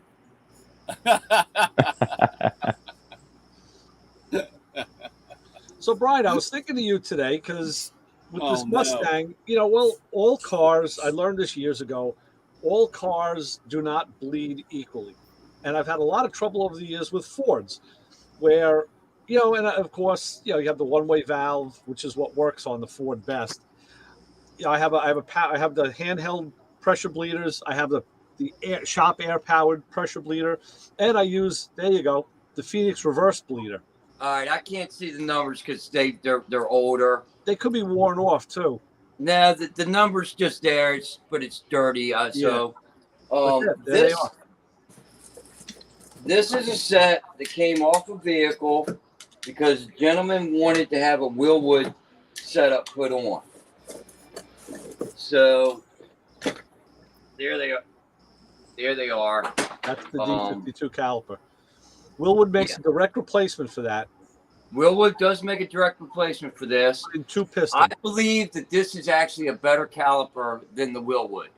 Why so? I believe it actually provides more pressure and more stopping power than its Willwood equivalency. As an opinion only, I got nothing to back that up other than personal experiences. Okay, because I happen to be using, and I'll show you them. That's the Willwood replacement caliper. And it's a 2-piston instead of a single. Correct. So But I actually feel after installing many of these kits on many customer cars, and the customer's always right, and I get the same amount of pay no matter if it's right or wrong. Customer's always right, but I feel that the car stops better with the GM metric caliper than anything else. Okay. Now this one here is on a Ford 9-inch. This is a Lincoln. This is the rear. That's a rear caliper, yeah. And it looks, I actually wanted to see because this looks very similar. It does. To the GM. It does look very similar. Now, usually on the four-wheel disc cars, at least in GM, I don't know why, but they would use aluminum calipers in the front and cast in the rear. And this one's I always cast. wondered why. I actually cleaned this one up, but I left the Ford emblem on the back. Nice. But I was just curious when Paul showed that one, how much, because that's what it looks like. I always thought this was a GM caliber. And just think you could have trimmed the lawn or cut the bushes in the time it took you to do all that cleanup. Huh? You could have trimmed the lawn or cut the bushes in the time it took you to clean that thing up. That's no fun. The other thing that I see a lot of, and it doesn't matter to most people, but it does matter, especially on the aluminum, is people want to paint the caliper. Yeah. Well, paint holds heat. You really don't want heat being held in your caliper. Yeah, not as bad as chrome, but yeah. No, nothing's as bad as chrome. Right. But when I'm gonna have my calipers powder coated, and I'm gonna do the caliper paint, and I put high temperature paint on there, it won't burn off. No, your paint's not gonna burn off. Yes, it looks really good. Do you have garage furniture, or are you looking for some function along with the form? Well, I will say, Paul, that on a street car, especially, I don't find fault with that because the brakes don't usually get worked hard enough to be, to get into failure mode, especially on an average driven street car. Race car is different, but true. Brembo brakes. This is a name that was unheard of 15 years ago that everybody knows today. Ford Shelby uses Brembo brakes. All the tuners use Brembo brakes. Those are powder coated from Brembo. You can order them in whatever color you want. So you want yellow calipers, they'll send them to you yellow. You want red, they'll send them to you red. They'll send them to you red with the name highlighted in black, and you can read it through the wheel. Ferrari does the same thing, but this is also engineered into it. Yeah.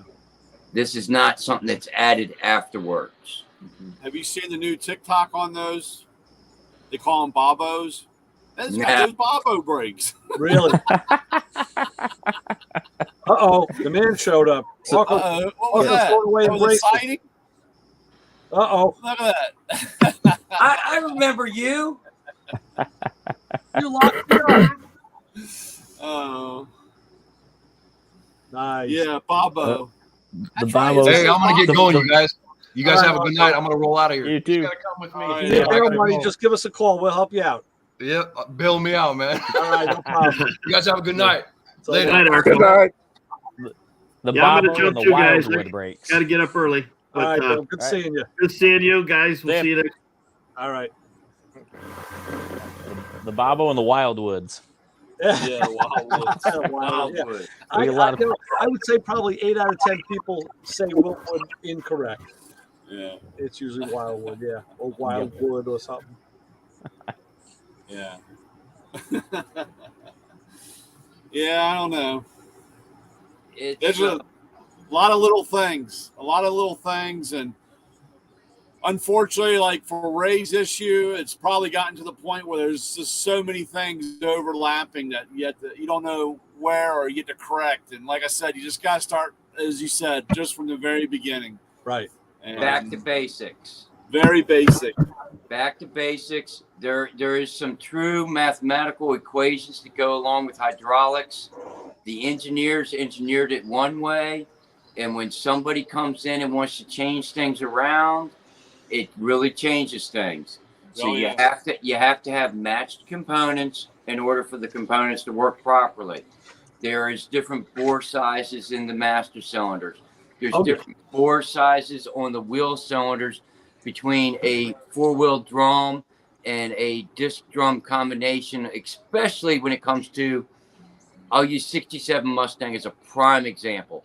The car was available disc drum or all drum, and the rear wheel cylinders are different on a disc drum than they are on a four-wheel drum. This car I'm working on is a four-wheel drum, and the rears are different. Yes.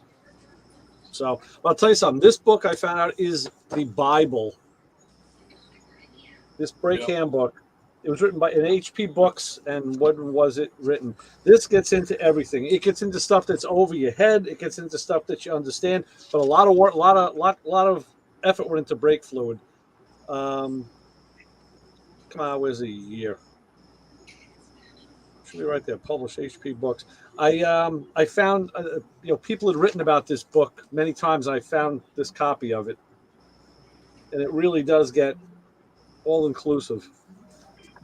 The 944 turbos, the brake calipers look identical, front and rear, on those cars, but the difference was the puck size, for the pad. And it would never failed. Somebody would do the conversion and put those pads, but they would end up buying four rear calipers, and they would put them on the front, and they would say, "This car doesn't stop." It didn't stop right. And of course, they took the same pad front and rear, but the difference was the puck size. And you pull it apart and say you got the wrong pucks. I mean, you got rear calipers on the front, and they're like, how's that possible? And I said, because it's the same thing, it's just different puck size. And that was always an interesting conversation. In the motorcycle world, I remember in the 90s, some of the manufacturers, you typically have a fixed rotor like in a car, and the caliper floats, which of course leads to problems if the pins aren't lubricated and they get sticky. But then they went to a floating rotor and a fixed caliper. My BMW has that on that bike. And it's like it instantly centers those pads on the rotor. It's a much quicker and more repeatable brake feel. You don't have any of the sticky. I mean, there are buttons on the rotor that can wear out, and you would have to change them. But there's all sorts of. I mean, like in this book, you start reading this stuff and you say, "Wow, this stuff I never even heard of." That's out there, and there was engineers who designed it. So they smoke some good stuff and listen to some Pink Floyd or something.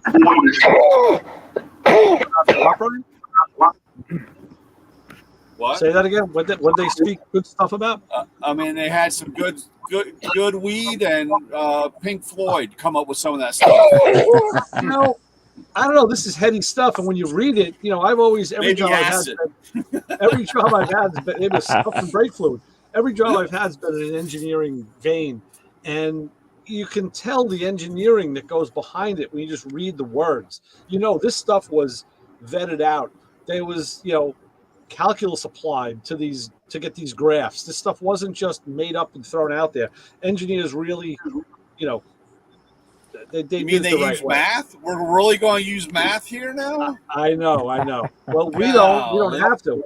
See, but that's like what Paul's saying. If you stick with a known system, my case in point, my car is a hybrid system. I have pieces, I picked and choose what I wanted to use, and I'm going to say, even for my liking, it's still not optimum, and other people would probably hate it if they drove the car. But I did attain probably 80% of the goal I was looking for right off the bat. And I'll still tweak it along the way because, that's the fun part of hot rod. The car's never done, and you get to experiment with different stuff. I think if I actually take off the braided steel hoses I have on there and go to a regular rubber hose. You go to the regular rubber hose. Again, these were takeoffs. It's a number 3 AN braided line. Yeah. It is slightly smaller in diameter than the hose that would have been there from General Motors or Ford or Chrysler. which will build more pressure but won't allow the volume. You've changed the diameter of the hose slightly. Yeah. But what you've done is you've changed the dynamics of the fluid pressure, whatever the proper words are here. It's like a garden hose, Paul. What you do with that is that applies more pressure and less volume because the hole is smaller. Right, but you've altered from the original design. Now the research and development that went into it, that guy got paid well over 6 figures, and he went to school. He's got a degree, and we want to think different from him or change things around. It's going to be different than what it was designed. But Paul, I read it on the internet. That guy was wrong. You read it on the internet, and you're right. The internet is correct. So as you increase the insurance value of your car, please increase the liability too for when you hit me. My thought is this, and I've said this all the time. I've been involved in this. I don't want to say argument. It's not an argument. It's a discussion many times about pure stock versus modified. I've always been a modified guy, but I know that pure stock is the way it was intended to be. My feeling is you can't go wrong with the stock system because there was a lot of money and engineering went into it, and they had to think of liability every step of the way. So I'll give it that. But the aftermarket picked up where they left off and could, like Edelbrock, let's say an intake manifold, they could take the design of a cast iron manifold, make it out of aluminum, and get better flow characteristics and less heat. They just took what the factory did and went to the next level. Now, it's not to say you can't overdo it, because you sure as hell can, and we see guys with cars all the time that are built wrong because they over-engineered it, or they put on, my buddy's got a 780 double pumper, so of course I got to have a 780. No, you got to, on a 283, no, that's the wrong thing to do. But there's a place for everything, but you have to do your research. And now with the internet, it is easier to do research, but you have to find trusted stuff like this. Books that are written by engineers. I feel that's my no question. Brian, if you have some time on Saturday morning, Bruno's is having his open house Saturday morning. Oh yeah? Yeah. So come on up to Rockville, Gaithersburg. I guess that's Rockville. Yeah. Saturday morning. There's been, if you haven't been paying attention to some of the for lack of better words, drama in the car scene in the Mid-Atlantic DMV in the last couple weeks, everything else is coming to light. It will be announced over this holiday weekend. Oh, yeah? So come on up to Bruno's and get updated on some of the action in the area. That's Saturday, what time? Morning? People usually start showing at about 7, and it's usually over with by 11. Okay. I'll see, yeah. Yeah, I got to do, I go grocery shopping for my mom, so I do that in the morning. Maybe I'll swing by. There's going to be some other large announcements that I got some headway on over this holiday weekend too, in the car world throughout the United States. So keep track over the next couple weeks. And Lewis, you're still here, aren't you? No, Lewis pulled out. I'll get with Lewis and make sure that he stays updated with some of the across the country stuff that's been going on that's getting ready to be announced, because it's I always feared that once COVID hit and everything took a nosedive that we'd never recover, and it looks like we're recovering very strong. So, I actually think even SEMA might recover this year. I hope it does. I hope SEMA does recover this year. Well, really, really nice if we continue to see this increase in seeing a lot of cars out this year that I've never seen before locally. And that's very impressive. Yeah, there is a lot. I mean, up in Burton, I can't get over how. I mean, every weekend there's something new. I mean, there's something different. There's a lot of change up there. But see, Burtonsville to Crofton, you got 15, 20 miles. You will see a whole nother round of cars in Crofton. Oh, yeah. On Sunday morning. Go from Crofton over to Annapolis Docks. You'll see a whole nother round of cars. Yep. Go from Crofton to Annapolis Docks, go up into Glen Burnie area, Pasadena area, over to Eastwood on a Sunday morning. Yeah. Sunday morning at Eastwood, they'll have 75 to 100 cars. Okay? Now you got 50 to 70 cars in Annapolis. You got 35 to 50 cars in Crofton. You got 75 to 150 cars in Burtonsville. I've only talked about a 30-mile radius. You go 100-mile radius from where you and I are, and the special interest that comes out and uses them on Saturday and Sunday mornings, you're into the thousands. Yeah, it's crazy. There's a lot of stuff. The car culture in the Mid-Atlantic is extremely strong. Maybe even stronger than Southern California when you get right down to it. But there's so many specialty cliques and so many. I only hang out with Mustang guys, and the Mustang guys are horrible. I'm only going to hang with the Camaro guys. Nobody can all get along in the same sandbox. Yeah. And we'll eventually all have to carry 9-volt batteries because that's what we're going to run on. Nah, I know how to make moonshine. We can still run a combustion engine. Yeah. Yeah, I know. I'm just throwing in. I mean, I read how to do it on the internet. I read how to do it on. Yeah.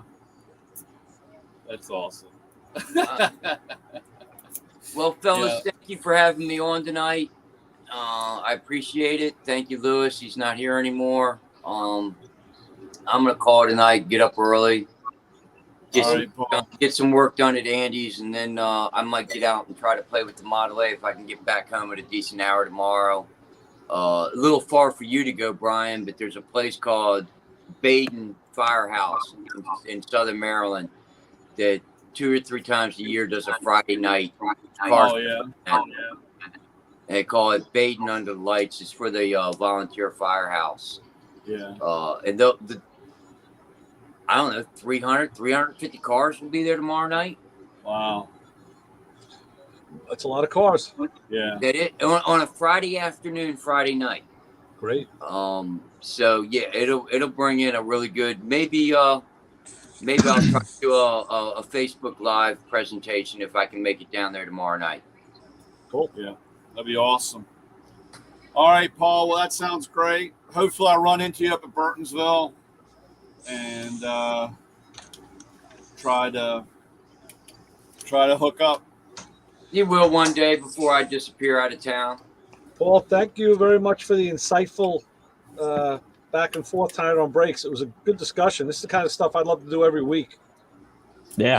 My life's been so busy and chaotic lately. I haven't even paid attention, and I usually pay attention to what subject Lewis Lee is wanting to do every week, and he's fantastic with picking subject after subject after subject to touch on the different aspects of all this. But you can't go by that. I just happened to catch it, and I'm like, wow. Bring me in, please, if you can. You can't go by that because last week he had put up, we're going to talk about tires, and we talked about tires for about 3 minutes. Yeah, 30 seconds. That was about it. So sometimes the subject doesn't get traction. But this one, something like this, where we all have insight and all know the inner workings, and we can share our experiences, that's when the discussions are really worth it. They're really good. And I thank you for adding what you did because it was so old. And you had great show and tell stuff too, which high mark for me for that. And I got the Arca. I don't see him that often. Yeah. Well, more than I do. Good night. All right, Paul. All right, good. so I'll take it easy. See Good you. talking to you. All right. Coach Isaac, Yeah, in the Dustin, house. you get to meet the Hello. newest member of the group here. This is Coach Yeah. Isaac. He was in with us last week. How's it Can you going? hear me? Justin Isaac. Can you hear me? Yeah. You can hear me? Yeah, we can hear Yep. Okay. I wasn't sure. I was looking down while I was waiting backstage, and I glanced up and saw it was on. And I was like, "Oh, put my phone down."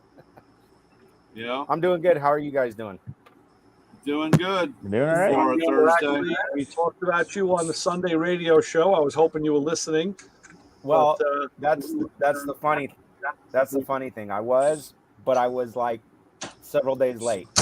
So I went on. I got on the website, and I was making bacon and eggs for my wife, and I'm like getting it all set up. I'm figuring out the time difference, and I'm like, okay, we're good. And then I thought I clicked on the live show, and I clicked on the prior week's show, and I'm listening, and then I started noticing the content, and I'm like, wait a minute, I'm on the wrong one. And then I figured out how to get on right at the end as you were signing out, as you were saying your goodbyes, everything. So I had to wait till it got uploaded, and then I did listen to it, and I heard the shout out, and I appreciate that. This week, I think I've got it figured out where I can listen and possibly call in. Great. That'd be cool. Very good. Excellent. That's good. So, yeah. So Justin, we lost time to make up with you. Well, you weren't doing anything. You were sick, so you weren't really. Yeah, I wasn't doing a whole heck of a lot. What'd you have? What was going on? I got COVID again. It was COVID. Okay. Yeah. Symptoms were less this time. You were just kind of. Is that how it goes? Much better than the first time, but that's good. Isn't it funny how they don't tell you can get COVID again and again and again? I was just reading a thing about germs, and the coronavirus is actually a very old virus. Oh, yeah. It's a standard flu virus. Yeah. Like, not the way you guys presented it. Right. No, you can't get it again. You can only get it once. That's what they tell you. If you wear your mask and put it over your eyes and over your ears. Don't touch any mucous membranes. No. Stay 6 feet away. Yeah. Been doing that for years. And then I got it because I don't know what. Yeah. Right. I had a rude awakening. We had to take our cat to the vet for a checkup. And they got COVID? And well, I don't know. It was only yesterday. But when my wife called to verify, or they called to verify the appointment, and they said, "Oh yes," she looked at me and says, "Is this for real?" Because they said, you must wear a mask in the office at all times. Only one person is allowed in with the app. No waiting in the waiting room. Wait in your car in the parking lot and call us, and we'll tell you. I said, "What is this? 2020 again? Like, what the hell is going on?" Exactly. I'm like, I'm so pissed off. I don't want to go. Screw it. The cat's healthy. I really don't care. That was our vet, but they wouldn't even allow any of us in the waiting room. We had to sit in the car. Same thing. I was like, what the hell? This woman, I know she's kind of, she's liberal. I know because when I spoke to her once, she was a very, very nice woman. And her practice only works on cats and rabbits. So she's very focused on what she does. And she's very, very good. And I know her and her husband I call them the New York Times crowd. It's like the cardigan sweater, New York Times and moccasin crowd. If you ever been to New York in the Village, you know what I mean. There's probably one in every city like that. It's kind of the artsy crowd or whatever. Anyway. That's just my interpretation. But I was ready to not go or just I was going to channel Chassis John. I said, "Oh, that'll get my ass bounced out of here if I just." after she did all the stuff, I was going to say, "Oh yeah, and by the way, what about your procedures and practices here?" But I figured, deep down inside, I'm not really that guy, so I held my tongue. But man, was I pissed. I don't know. Yeah, it's crazy. You are that guy, Ray. You just don't let it out. It's true because it's in there. Oh boy, is it in there! My wife hears it all the time. You guys will hear it too, but yeah. Yeah, it's funny. We have a few places still like that here, and it's kind of crazy. You walk in, they all look at you, and you're like, "Oh, I got to put a mask." Okay, Right. Well, I got to go to the MD, the walk-in center tomorrow. So I've been walking around with a thorn in my foot for 2 weeks, and it really hurts. Now, especially when I walk on anything hard, I mean, it really is sore. And I gotta have, I had one in my foot last summer because I went outside. I was throwing to go garbage out, didn't have shoes or socks on, and so a friend of mine said, "Well, why weren't you wearing shoes and socks?" I said, I like to walk around without shoes and socks in the summer. I like the feel of the grass. I don't mind it. So, and what he had to do with last year was go in, give me some lidocaine in the foot, and literally scalpel, with a scalpel, make an X in the foot and pull this thing out. And they're gonna have to do the same thing with this. I've just had enough. I'm like, you know what? I just got to go and do it. What kind of thorns do you guys have out there? Well, you know what it is? It's on my driveway. My neighbor has this. It's not a rose bush. It's a thorn bush. I swear to God. It's like Jesus Christ's thorn bush. It's just red shafts with red thorns, no flowers. It's just thorns. And of course, it's right on the fence, so it grows over my side. So I always cut the hell out of it. I just, it's on my side. It's gone. And another one started down the row a little further. I really hacked the hell out of that. But when I trimmed this thing probably a month or two ago, I guess one little piece of it fell on my side. And there's some other little plantings down there, and I didn't see it. So I was walking out to the car with my wife a couple of weeks ago. I was just wearing socks, and I had to check the antifreeze level in her car. So while I was doing that, I stepped down and said, damn, I felt like I stepped on a little pebble. And then I saw it was a little section of thorn that I had cut, but you can see it was old because it was already drying out. Yeah. And I said, I might have stepped on a thorn. That's exactly what it was. So, yeah. We get what's called goat heads, and it's a little weed that it grows along the ground, and it'll grow in the grass where you almost can't see it. You have to search for it. But what they do is, even when they're fresh, they can stick you pretty good. But when they dry out, they get hard. Yeah. And the hard part is like the dogs will bring them in and not realize it. You'll be walking through the house barefoot and you'll catch it. So many times I've turned around and caught one, and then I grab for my foot, and there I go falling over like a tree into the wall or something. I saw a really cool meme on Instagram and it was if you grew up in the 60s and 70s and 80s, I follow that all the time. And they showed a picture of like a Lego and said, yeah, all of you, if you've ever stepped on one of these, you don't know what pain is when you step on one of these. And they showed the old metal jacks that goes. Yeah. And it's like, oh yeah, it was like little landmines, That's almost like what a goat's head is. It's like the jacks, right? Except for it's a thorn. Yeah. It's sharp and it hurts. Yeah. Well, I'm gonna go have this one. You're in Oregon, right, Papa Squirrel? No, I'm in California. You get them up there in your area too? Not where we are at Fort Bragg, but we get them where my wife grew up in Clear Lake and that. It's very hot and sandy there, and I hate those things because they grow like they are a weed. They grow like weeds, and damn, I hate that. Yeah, I was just picking them out of the front yard the other day. I've got gravel, and there were some coming through, and I went to pick them, and it was sticking my hands, sticking my fingers.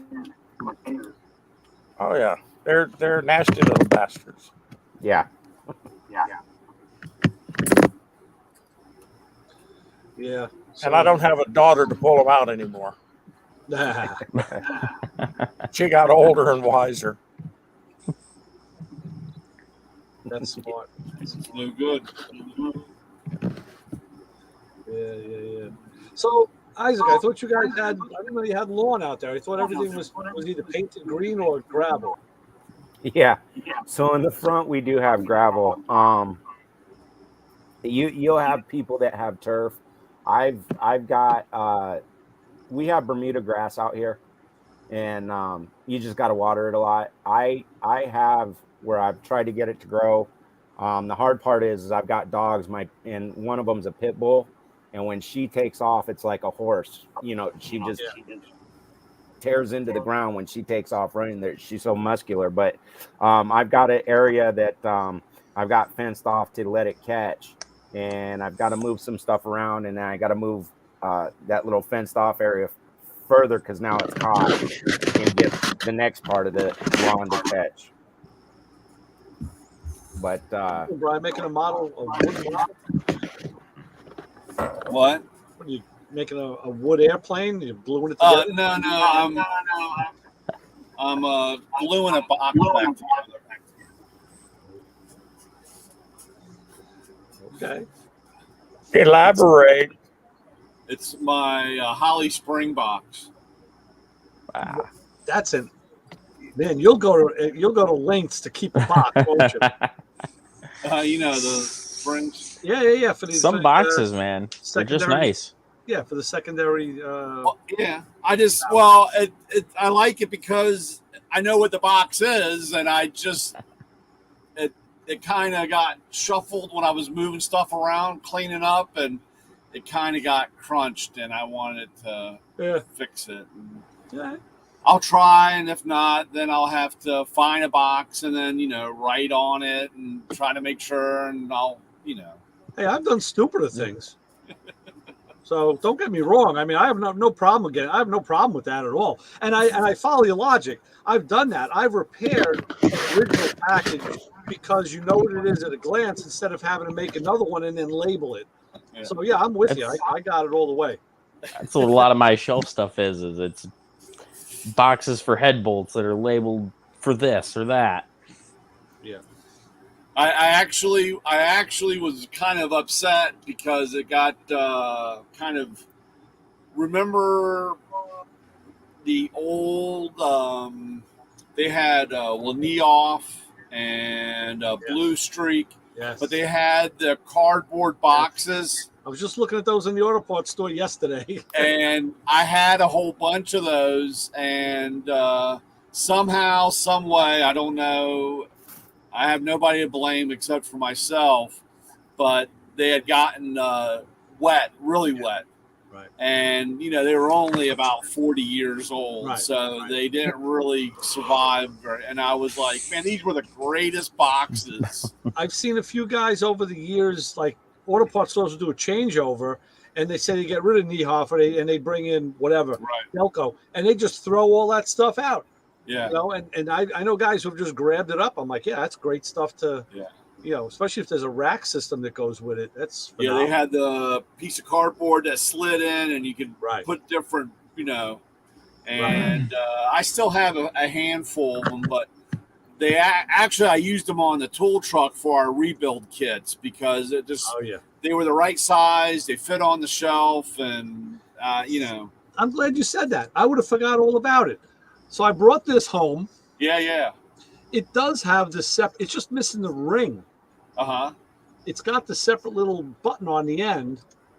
Yeah, it looked like it was in pretty good shape when you sent the picture of it. I looked at it. This is vintage 80s Snap-on at its finest. So I just got to find a split ring to fit in that. You need to find. There's supposed to be a rubber O-ring and then a metal ring. I remember the rubber. Yeah, the rubber goes on first. Yeah. Yeah, because this damn thing, you just put the socket on, it falls right off. Like, I forgot all about that. Right? That's the one you were talking about last week. You want to? Yeah. I thought I had some spare stuff, but I don't. And you want to take and you want to lay the ring. You want to put the ring on a piece of pine, like a 2x4. Yeah. And you want to take the tool at an angle and rotate it on. I know what you're saying. Like a circle. And that would because a lot of guys will try to open the spring up, or they try to open, and that's tension. Right. So you don't want to open they'll take a pair of snap ring pliers and open the clip a little bit. Yeah, you stretch and then slide it out, and then of course you lose the tension. You stretch it, yeah. All right. So The other thing I wanted to ask you about was, I know I sent you those links for the other. I finally got the mailing again that had the stuff we were talking about, but now I just saw something else from Matco. It's a Clay. Clay did a thing with Matco Michael. It's a spray bottle. It's a red spray bottle. I'll find it. I filed it in my phone already, so I got to just find that folder. Ooh, Matco Tools. There we go. Okay. MA1000B. Yeah. As popular as he says it is. Yeah.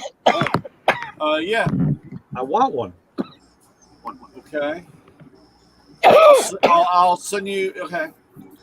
You got to get to the post office, dude. You got. I know. I got a hell of a box here for you. You know, I just spent $3,000 this week. It's like, don't worry. I want to hit you for another. It's all easy payments from here on out, Ray. Don't worry. I know. It's all payments. I ordered that lift. That was $2,200. That came in. I got together with my buddy Joe at Holly, who put everything together for me to put the sniper system on my car. But it was another $1,000 worth of stuff. Really? So there's $3,000 this week already I spent. So I said, I might as well spend more. Might as well get the Matco order. Like, let's see. The lift came from California. The Holly guy was he was down south. I'm not sure what Holly is. I think they're Kentucky. So I might as well take care of Maryland too while we're at it. We'll cover all areas of the country. Send my money everywhere. I was telling you, I said, I got the money sitting in the, it's cash. I got money sitting in the safe. Like, it's doing me no good sitting there. So it's like, you got to spend it and enjoy it. You really do. You got to, it's nice to have it, but, when you're gone, you don't have it anyway. So you might as well enjoy it while you have enough to pay bills, and then have the rest of it for buying the stuff you want. Exactly. Very true. Very true. Well, I got to get out of here because my wife should be showing up in a little bit she drove down to the San Francisco area to get my daughter's junk out of a storage shed, and she had to sit and wait about an hour and a half from the house because we had a nice grass fire that was on both sides of the road and nobody could go through. Oh, wow. Yeah. So they finally let them through. So I'll talk to you guys next week, I hope. All right, Pop Squirrel, be good. I'll talk to you next week. See you later. I will. Take care. Later. Justin, you letting the warthogs in or what? What are you doing? You keep opening that door. But I have a fan I just sat out there, a little box fan here in the garage, and I heard like a pop. All of a sudden it started smoking. Oh. So I set it outside. I'm just checking to make sure it's not on fire. Okay. I'm like, what? You're in your garage? Yeah. Very much to see. Baby blue walls? That's pretty cool. That's green. Okay. Yeah. It's nice. It works. Mine is cinder block. I figured it's a small garage, but it's better than what I had at the apartment. So which was no garage. Sure. I just have and a carport. I said if I really need to work on something, the shop's right there. Now that's kind of ironic because I found like in Arizona and the really hot states, the garage should be mandatory, man. They should be building garages. It should be a no-brainer, I think. A lot of the newer houses do. My house was built in, I think it was like 77, 78. What's the heat like out there, Isaac? I can look at what it was today. I know it was over 100. We just got nicer over here. Oh, it was beautiful today. No humidity. It was nice, man. I heard Carl Anthony, he did a little thing on Instagram yesterday in Detroit, and he was saying how, we're getting this cool autumn breeze. I'm like, autumn breeze? It's like August still. What are you does it get that cold there that fast? It's been pretty nice. Yeah, it's cooled right down. Wow. I guess that's got to be lake effect. It's 91 degrees right now. 91. It was 102 earlier today. We are 72.7 outside right now. Yeah, I'm 73. Yeah, there you go. I did feel a little bit of a change in the weather where one of the biggest ways you feel the change here at this time of year when you're getting into September and go September, October, after August is if it's somewhat cool in the shade or you get a little breeze and it's a cool breeze instead of an oven breeze. Right. When it's middle of the summer, that breeze is not cool. No. It's just, it feels like you open the oven. Yeah, we were sitting outside. We had dinner outside tonight, and we were sitting out there afterwards talking, and it was really, really nice. I mean, if I didn't have to come in and do this, like it was going to be like, okay, let's make some more drinks. I'm going to get me a stogie. I'm going to light my cigar. I'm going to like sit out here for a couple more hours, but because the last few nights it was just it was humid. It was sticky. I hate that. My wife and I went out for a drive in a convertible a couple nights ago, and it was just very. I could see the gauges in the car were starting to fog from the inside. I was like, yeah, it's kind of sticky. Yeah, let's go home. Let's get out of here. But on my way, go ahead.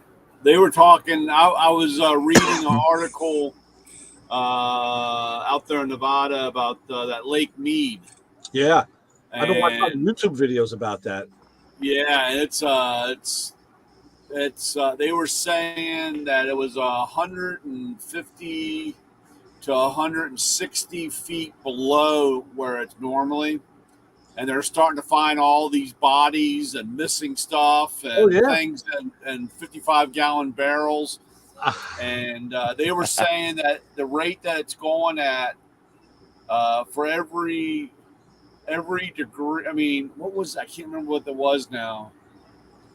I can't remember how much water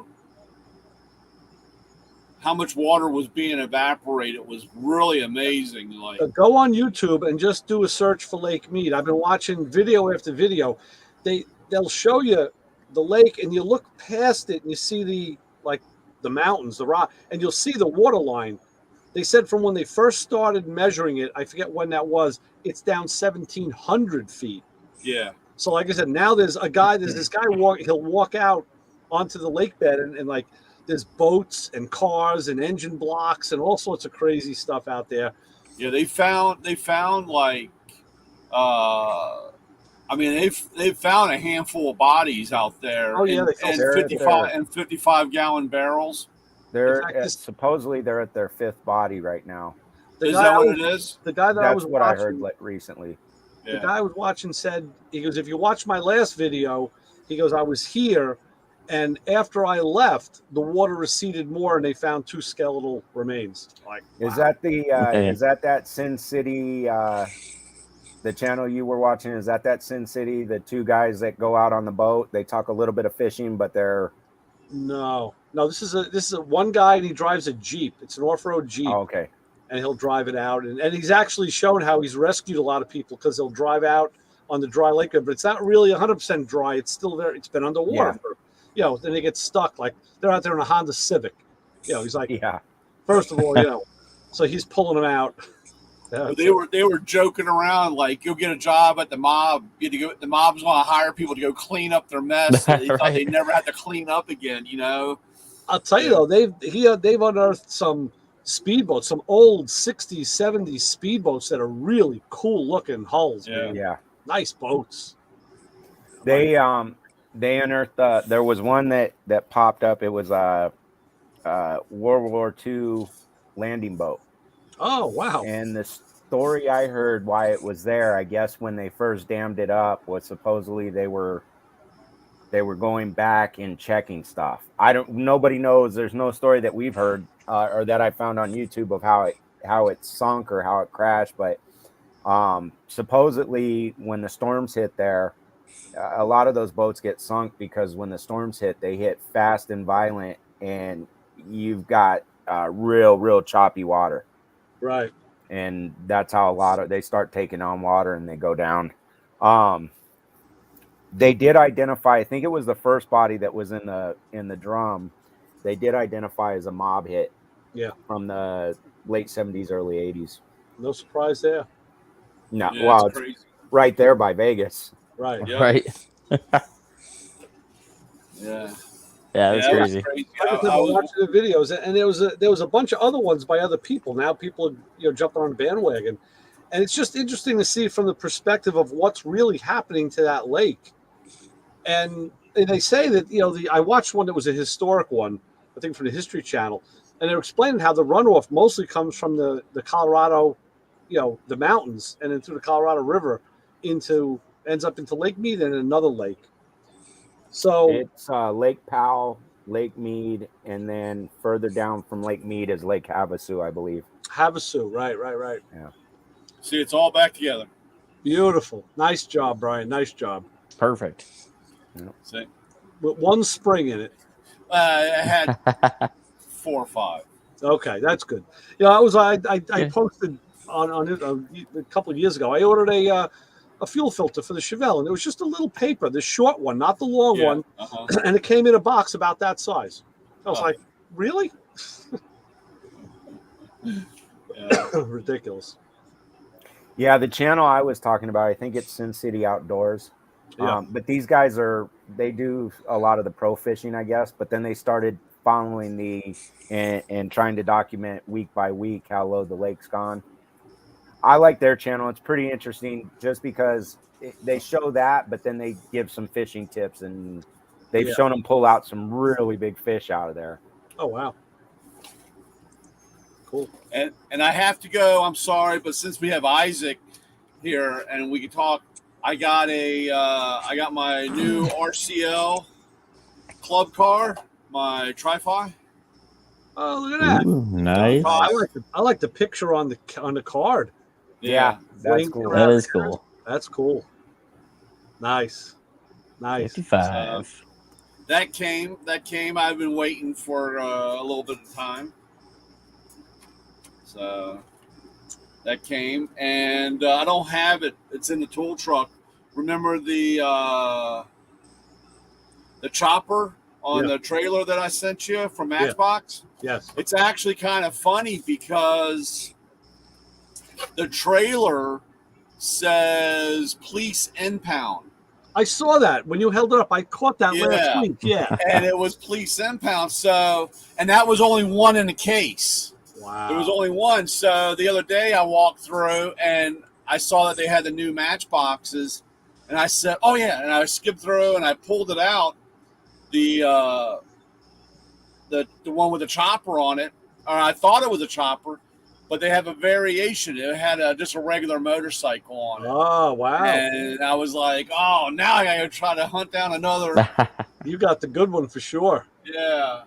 Nice. So, but I never even looked at it, and I realized it said police impound. Yeah. And I was like, "Oh, that is cool." Yeah, I saw that last week. I was like, "Wow, that's pretty cool." Yeah, I left that in the tool truck there. I hadn't brought it in. Play with that while you're driving? No, I just hadn't had a chance to bring it in. It's been kind of crazy, unfortunately. Yeah. I don't have any new Hot Wheels to show, but I do computer roll. You got to come over. What is that? Oh, yeah, look at that. Oh, buddy. Flip nose. What are we looking at there? Is that it looks like a, it's not a, what is that? Yeah, I don't know. It's a Factory 5. Factory 5. Shelby Daytona Coupe. Daytona, yeah, okay. Nice. I was going to say Ferrari, but it looked like, Yeah, it looked very Ferrari-ish, yeah. Yeah. Let's see. Nice. Where was that, at the local supermarket? No, this is actually was on the way home. I was listening to you guys, and every Thursday there's a car show right around the corner. Oh, yeah? And it's just a bunch of people in the area. They get together and they show off their it's a kind of like a Cars and Coffee where you just pull up and park. Right. And I got to sit in it. Oh yeah. Nice. The guy, very cool. Of course, there's AC vents in the dash. Yeah, he had AC. Well, out here you have to. Yeah, right. But yeah, he asked me. So I was driving by on my way home, and I wanted to. I was listening to the show, and I was like, "Well, I want to get home and see if I can get on." And then I was like, "Well, I'll cut through the parking lot and see what cars are there. And I was looking, I was like, yeah, I've seen that one. And as I turned, I saw the that Daytona, and I was like, you know what, I gotta stop, gotta get I out. haven't seen that one. And he actually popped the hood and everything for me, because I walked up and I started looking. I bent down, was looking at the hole in the hood where the heat extractor, the radiator or whatnot. And he could see that I was really just taking it all in, and I'm peeking into the windows, and of course very respectful, got my distance, but where I can, and Oh, Isaac, don't be that way. Just drag that belt buckle Yeah, right just across that right thing. over. Come on, man. Make sure your keys are dangling Yeah. too, so they can bounce off the paint. Yeah, exactly. scratch and sniff. Yeah. And Scratch. he got up and he said, hey, he goes, you got any questions? And I said, well, is this a factory 5 or is this a what's the other company, Superformance? Yeah. And he said, it's a factory 5. And I said, how much did it run you to build and everything? And so he went over all that and told me was telling me he got the AC stuff put in and everything. And he goes, hey, you want to sit in it? I'm like, sure. Yeah, can I have the key? Exactly. Yeah. But Those yeah, those and then factory 5 cars are pretty cool. yeah, it is. I told him, I said, I'm gonna own one of these one day. I want to get one and build one, and I will. And he said, would you like me to pop the hood? I'll pop it for you. Because I said, can I take a picture while I'm inside? And he says, yeah. And I said, can I take a picture from the front? And he says, sure. And he goes, I'll pop the hood too. And sure, go ahead. Nice. So, and then he told me there's right around the corner. I don't know if you guys have Top Golfs out there, but there's a Top Golf. And he said on this Saturday in the morning, there's a car show. And he said, I'll be there. Come check it out. Bring your kids if they'll come with you, and I'll let them sit in it. Nice. So That's cool. yeah. Get the kids involved. Oh yeah. Well, and that's the one thing he said is like when the families come and they have their little kids, he'll ask them, is it okay with you if your kids sit in? And he said, I got to check the side pipes because they'll get you, and make sure it's cooled off. He said, but he said, I really want to get these kids where they think, they like it. They think it's cool. Get them caught where they're turned into car guys, car girls, and keep them off the street and off the video games. We've had a lot of that too with the local shows, like our open house, various shows we went to. I'll take my kids, and everybody's like, oh yeah, here, come check this out. Hey, do you want to sit in it? We went to my son and I went to Roadkill Nights there a couple weeks ago, and Brian Chucky Davis had his car there, and we were just walking around looking at it, and one of the people he was with comes up, he's like, hey kid, come here. And like, you want to sit in the car? My boy just kind of looks at me and, sure, yeah, go. And they'd like let him sit in the car, take pictures. It was awesome. Nice. Yeah. A few years back, before my son was shipping off to boot camp, we went over there, and it basically, that was something every Thursday that we did together. We'd go look at the cars, and we pull up. My brother was supposed to meet us, and he goes, well, I'm going to go look for my uncle. And I said, I'm going to go to that Pantera. I said, I just spotted the Pantera, and I'm going straight there. And I'm looking at the car, and the owner comes up, and he goes, you know what kind of car this is? I said, it's a De Tomaso Pantera. I said, I'm not sure the year, but I know it's a Pantera. And he goes, oh, wow. He goes, most people think it's a Ferrari or a Lamborghini. I said, no. I said, this is one of my favorite cars. I said, Italian design. It looks like a Ferrari or whatnot, but it's got that American motor in it. It's a Ford motor. I said, so you can work on it. And I said, so, and he goes, do you want to sit in it? And I said, you don't got to ask me twice. Yeah, those things are cool. Yeah. Yeah, you can work on it. You just got to get to it. Yeah, that's true. It's in there a bit. Yeah. Yeah, very true. Very true. A lot more room, though, compared to the 914. So. Oh, yeah. so that don't bother me. It's got a lot more engine too. Yeah, that's The true. 351 in there. Yeah. Yeah, those things weren't small. Yeah, classic 914. Wow. Cool stuff. So what year? 72? The 914? 72 or 74? What year? Pretty sure it's a 73. I'd have to look at the title. I get my Dodge and my Porsche mixed up because they're both like one's a 72, one's a 73. I think the Porsche is the 73. It's got the doggy 1.7 in it. Yeah. Yeah, it's not green, is it? No. Actually, well, here's the thing. This is how I ended up getting one.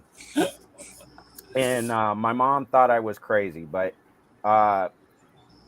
my dad had a 914. It was green, and we drove all over the place. He drove around with it.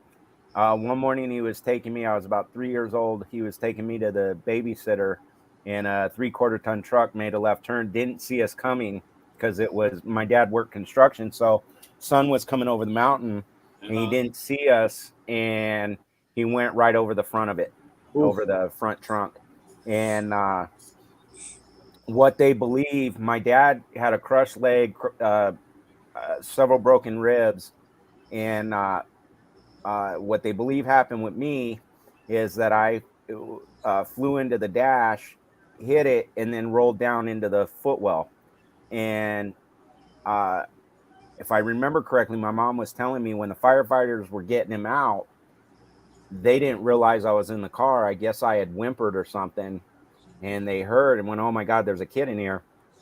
And they had got me out, and when they got me to the hospital and started trying to look me over, figure out what was wrong, I guess I had 3 compression fractured vertebrae, 3 of the thoracic vertebrae. So, and gosh, back in 2003 or 4, somewhere around there, I saw this Porsche and I was like, "Oh, my dad had one. I got to get one." My mom goes, "You're nuts. That's the car you guys were in the accident. Why would you want?" And I said, "Hey, that car don't scare me." She goes, "It scares me." And I said, "It don't scare me." And I was like, "Rescue sounds like a script right out of Emergency too." Yeah. You know, they had that green, and a lot of them were green, and a lot of them were orange. Yeah. Those were the. Was there a yellow also? Yeah, they had. I mean, they had other colors, but this seems like a lot of them were either green or a lot orange. of them are green. Yeah, with the Targa roof. Yeah, green and with that brown interior. Just my interior is black. Yeah, but it's silver. I'm not you got the traditional. That's the if you had red interior, you would have like the ultimate of. That's what everybody wants is a silver car with red interior. That's the iconic, Yeah. That's the old man's look. The Porsche. That's what they were. Mine is silver, black on black interior. But I've not decided what color I want to go with because the paint's chipping off and everything. It's real old. I've thought about green. I saw one that was green, but it wasn't the Porsche green. It was like a real deep emerald green. Yeah. And I've thought about that. My wife hates green cars, and she's kind of opposed. But I've thought about blue. Why not stick with the silver? Silver's a beautiful color. Yeah, silver's a beautiful color. Especially if you go maybe a little dark, like a gunmetal metallic. That can look real sharp. I kind of like that concrete gray looking. Oh yeah, on some of the Toyotas and Hondas. Do you? So I've kind of thought about that too. Yeah, Chrysler's got. I was looking at a. What was that thing? I'm really stuck on those Grand Wagoneers. Mm-hmm. The new Wagoneer, and they had one that was that gray, stone gray color. Man, that thing looked beautiful, dude. God. Yeah, I've seen one of those. Yeah, there it just something about it just it just looks good. It just you wouldn't think it would if you explain it to somebody that's never seen it. Yeah. But it just there's something about it just it's kind of a neutral. It's not too wild, not too loud, not too dull. Yeah. I like it. And I'm not a Chrysler guy, but man, I tell you, this Wagoneer, I park next to it every Tuesday when I go to the dealership, and it's sitting there, and I'm like, God, I don't like the price tag, though. It's great. That's not a cheap one. I see No. the Grand Wagoneer is starting at $81,000. Yeah. It's like, you got to be out of your mind. Yeah. The base model. Yeah. Yeah. Yeah, but I tell you, man, I mean, it's big. I mean, it's big. It's roomy. It's got, I don't know. I got to do something. But FJ. Yeah, well, there was one sitting around the corner here. I don't know what happened to it. A buddy of mine, or one of the places, he flips cars left and right. He gets them in, fixes, and sells them. And he had I didn't care for the color though, because it was that it was a burgundy. It was a maroon. Yeah, it's not the worst I've seen. Yeah, but if I have to go that way, it's got to be that voodoo blue. I tell you, I love that voodoo. That's nice. What you do with that voodoo is all right with me. I agree. Yeah. And I've actually seen a few yellow ones. I was just gonna say my next. And the yellow with the white top. Yep. Looks really good. Yeah, that's not bad. I do like the yellow as well. I try not, even though I'm outgoing, I try not to be too flashy. Yeah. That reminds me, when I first started, that was back when we had the DC sniper, floating around, and then in my area, I mean, I had, I think it was 3 or 4 that people were killed, shot in my area. Really? So it was just an ongoing thing. And I had this guy from, he was a trainer, Mario, and he was from Florida, big Cuban guy. And he came up, and first day comes out, and I come out and I'm wearing like my gray, a gray outfit, my work outfit. And he's like, Brian, you're a Mako guy. You got to be loud. You got to stand out. When you walk in the shop, they got to see you. And he's wearing this like bright yellow shirt, And I looked at him and I said, Mario, I said, man, do you know where the hell you're at? And he's like, well, yeah. And I said, man, we got a DC sniper walking around. You're a hell of a target. Yeah. And he sat in the truck with his coat pulled up around. He didn't show anybody. I couldn't get him out of the truck to save his life, dude. He was his thought process for sure. Yeah, it was, he was, like I said, down from Miami.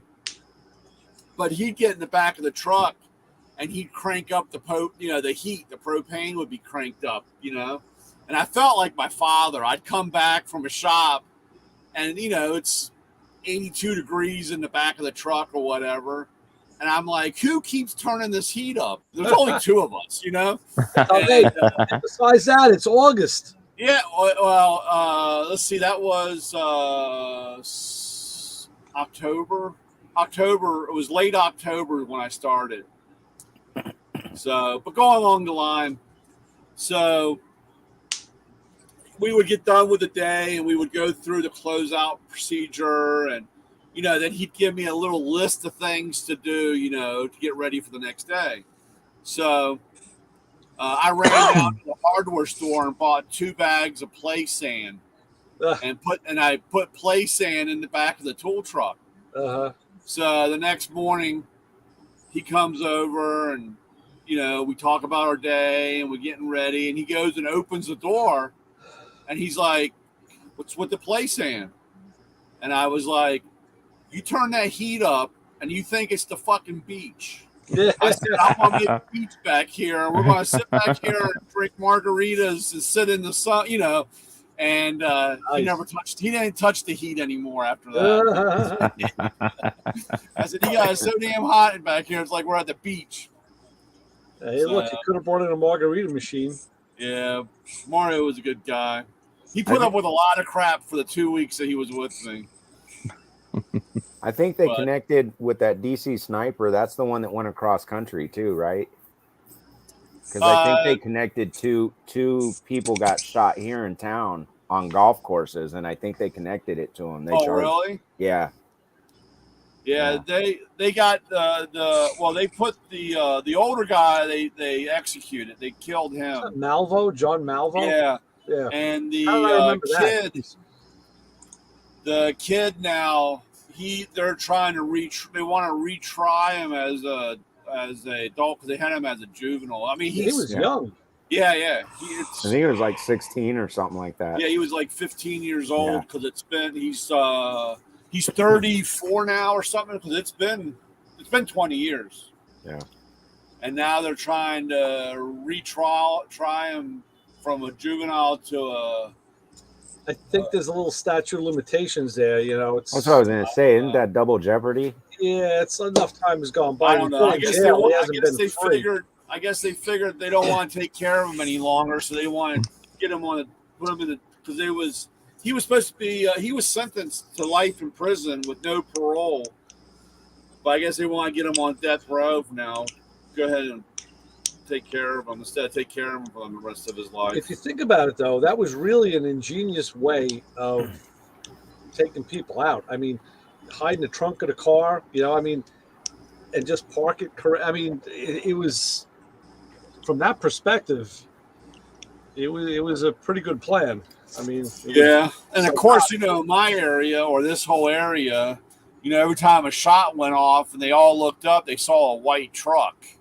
So that's why they kept thinking it was a box truck or a white van. He was driving a blue Impala, though, wasn't he? Yeah, it was actually like a one of those decommissioned cop cars, the old Caprice. It was a grayish black. The gold Caprice. Yep. And I think they searched the tow truck. I might have been searched 3 times or something like that. Wow. Yeah, I remember hearing about the tow trucks, the box trucks getting searched. Anything box truck, and you get pulled over, and what's in the back? Tools. What do you mean? There's tools. I mean tools. More tools. Okay.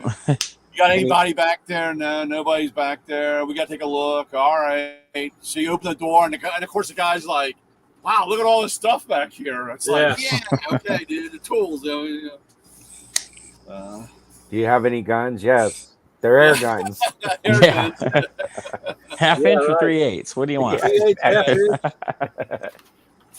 That's a setup question there. You have any guns? What kind? You gotta be more specific there, officer. Yeah. What kind are we talking about? That was crazy. That was a crazy time for sure. Yeah. Yeah, that's almost a loaded question here because we're a constitutional carry state. So so pretty much everybody does or Yeah. Yeah, it's they were talking about that in Texas. They actually changed some of that stuff in Texas. Where you can carry inside of a bank now or whatever. Post, you don't have the lock boxes anymore or whatever. I thought that was kind of, I don't know. I don't want to say crazy, but it's kind of interesting, I guess. So, that was a crazy time for sure. They caught there was I don't know. It's not. I don't know how far it's from here, but it's. They caught him up there. It's out in the middle of nowhere. It's a. I can't remember the name of the park, but it's a little park out there, and they rolled up and they were sitting out there. It's only about, I don't know, 15 miles from out where I live, out in the middle of nowhere. Didn't they, when they caught them at that place, wasn't it like they were sleeping and it was an area you're not allowed to sleep in or something? Yeah. We used to sit up there and hang out in the parking lot drinking, but I mean, it's just a small little pull off. You kind of, actually, if you never knew it was there, you'd go right by it because they had a row of trees and just like a little dirt road, a little place to pull off, and it went back, and it was a park, a state park thing back there. Of course, it closes at dusk. You weren't allowed back there, and somebody stumbled. I mean, it wasn't like there was a lot of cops out that way. When me and Paul were talking back in that time, it's hard to imagine the area that they had to cover. There were only 5 cop cars in the county. So each section, there was like 5 sections. There was only 4 cop cars. So the amount of ground that they had to cover was quite a bit. And so out that way, even back then, for somebody to drive through and just to see if anybody was back there was 1 in a million chance, because that wouldn't have been normal. Lucky catch. Huh? Lucky catch. Yeah. Well, you had the Beltway sniper. We had Son of Sam. It's like, there's psychos everywhere. There's psychos. They had one in Phoenix too, and they caught somebody, but I don't know. The story's kind of vague. It's a few years back, but and of course, when I say a few years, it was probably like 10 years ago. But he was taking shots at people, like he was on overpasses, taking shots at people on the freeway. I think there are a couple of neighborhoods where he took a shot at somebody at a stop sign. It was there was a lot of inconsistencies, and from what I remember of it, they caught a young guy. He was at least college age, I would say. But I think there were a lot of questions whether he did it or not. Like there was, it just, in some ways I think he fit it, but there were also some questionable things, like was he really in one area or another? And then they started talking about if there were 2 people, if they were working together, and I don't remember what happened after that. Yeah, that's crazy. Yeah. But one interesting thing that I didn't know, and I heard, I think it was on one of those documentaries like the Dateline or whatnot, and is it Richard Ramirez, the Night Stalker in LA? Right. Yeah.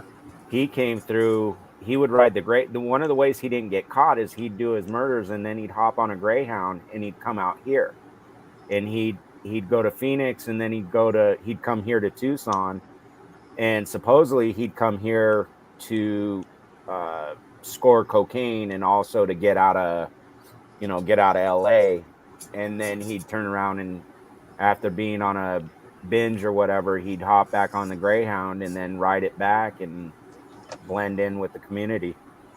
Yeah, that's one way to do it. Yeah. Yeah, my oldest watches all that stuff, man. It's crazy. She watches all of those. I'm like, man, maybe we should go. Maybe you should go talk to somebody. You might get a little psycho, you know. Yeah. My wife watches a bunch of those, the murder mystery, all the different things. I've said the same thing. Yep. I'm like, maybe I shouldn't make you angry tonight. Right. Brianne will say a new series is starting. I was like, don't even get me started. And the funny part is, of course, living through some of that or going through some of that, like I said, growing up, and you kind of vaguely remember some of that stuff. It's kind of interesting because if you're if you're young enough, you didn't understand it all completely or right. It's pretty interesting. But yeah, it's funny. She watches all that stuff. I tell you, man. Some of them can be interesting, like the Zodiac, the ones on the Zodiac killer. Yeah, because they never really officially caught him.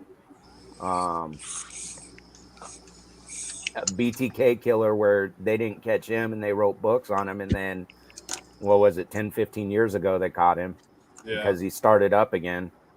Right. And that one was really wild because he worked in the community. He had I think he was a dog catcher or something like that, animal control, and then he was involved with the church and like a scout. I think he was a scout leader or something for the Boy Scouts, something like that. Sure, if you're going to do it, hide in plain sight. Yeah. Well, that's most of them. Right. Yeah. Well, that's how Richard Ramirez did it, because he would get off and he would hide in plain sight in East LA in the Hispanic community there and blend in. And now what he never anticipated is, and especially down here, the Hispanics down here, we're very prideful. We're very if you're messing up and you're a family member or whatnot, we'll tell you. If you're doing good, we're very proud of you. Proud of our family members that have served in the military, stuff like that. Yeah. And when it was actually the people of the neighborhood that he got off the Greyhound and his mugshot, or not his mugshot, but the drawing had hit the newspapers, and they were recognizing him, and there was a mob of the people in that neighborhood chasing him, and they were trying to beat him. They were trying to kill him, just beat him to death. And the police, he was begging for the police to take him. That was like Daimler. Oh yeah. Yeah. That they stumbled across him so many times. Yeah.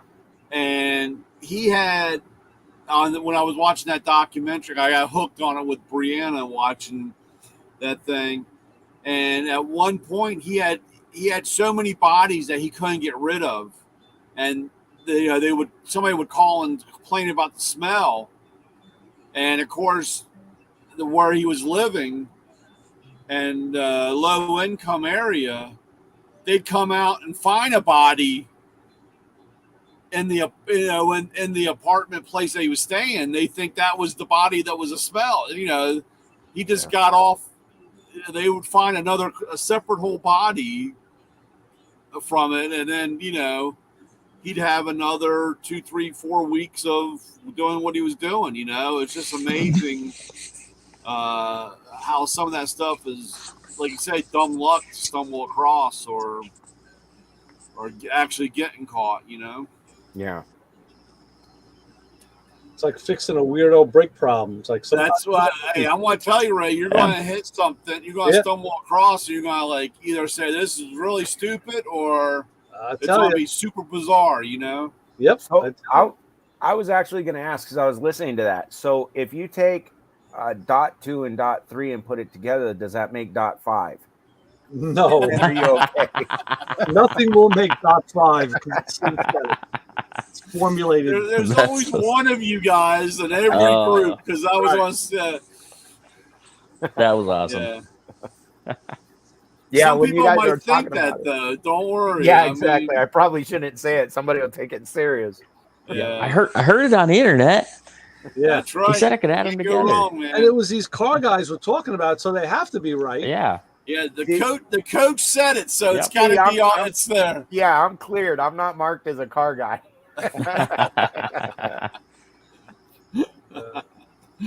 Yeah, that's crazy. See, I don't really coach. That's just an eight. No, I'm just kidding. And my name's not really Isaac, but yeah, you figure it out. Yeah, I don't know, Ray. It's gonna be well.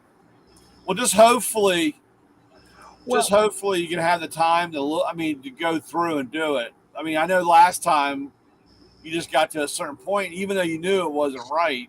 Right.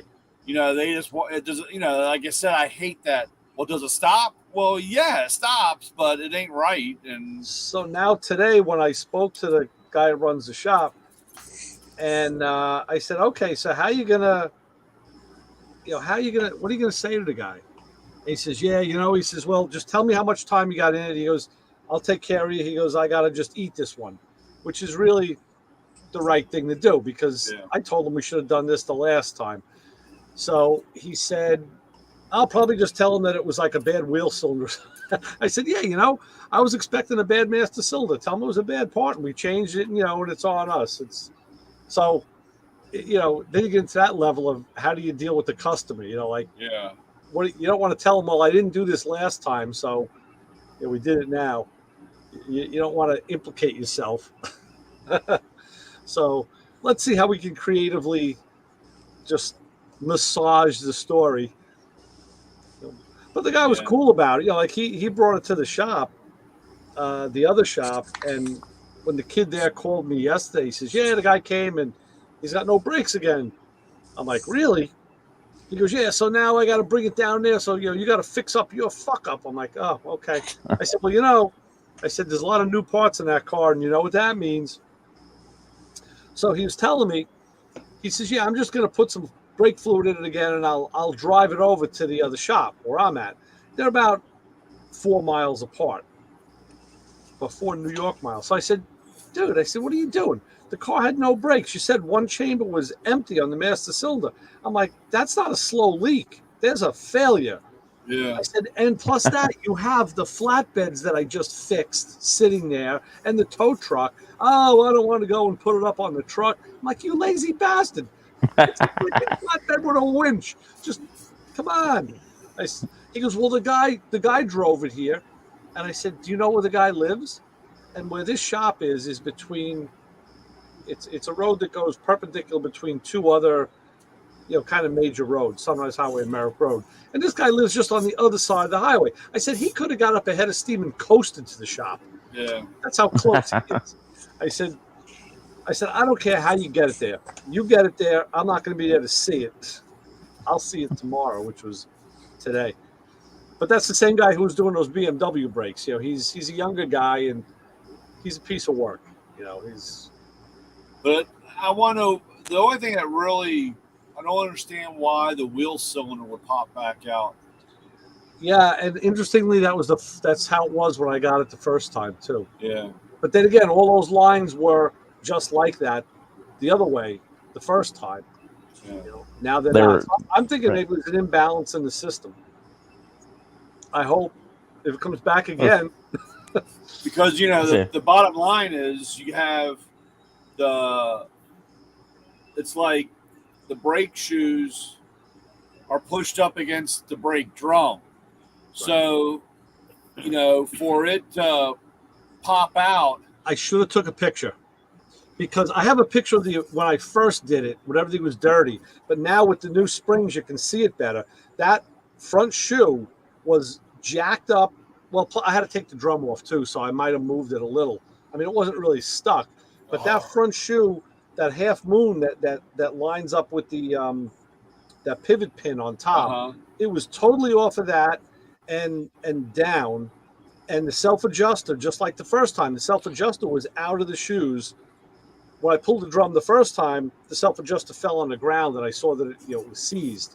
Yeah. Now, obviously, it wasn't because it's new. But it was almost the same position inside the drum of the first time I pulled it apart. It was so freaky. It was like, but now everything was new. I replaced not only the hard lines, hoses, and wheel cylinders and master. I replaced all the hardware on those brakes. Same drum though, right? Same drum, same shoes.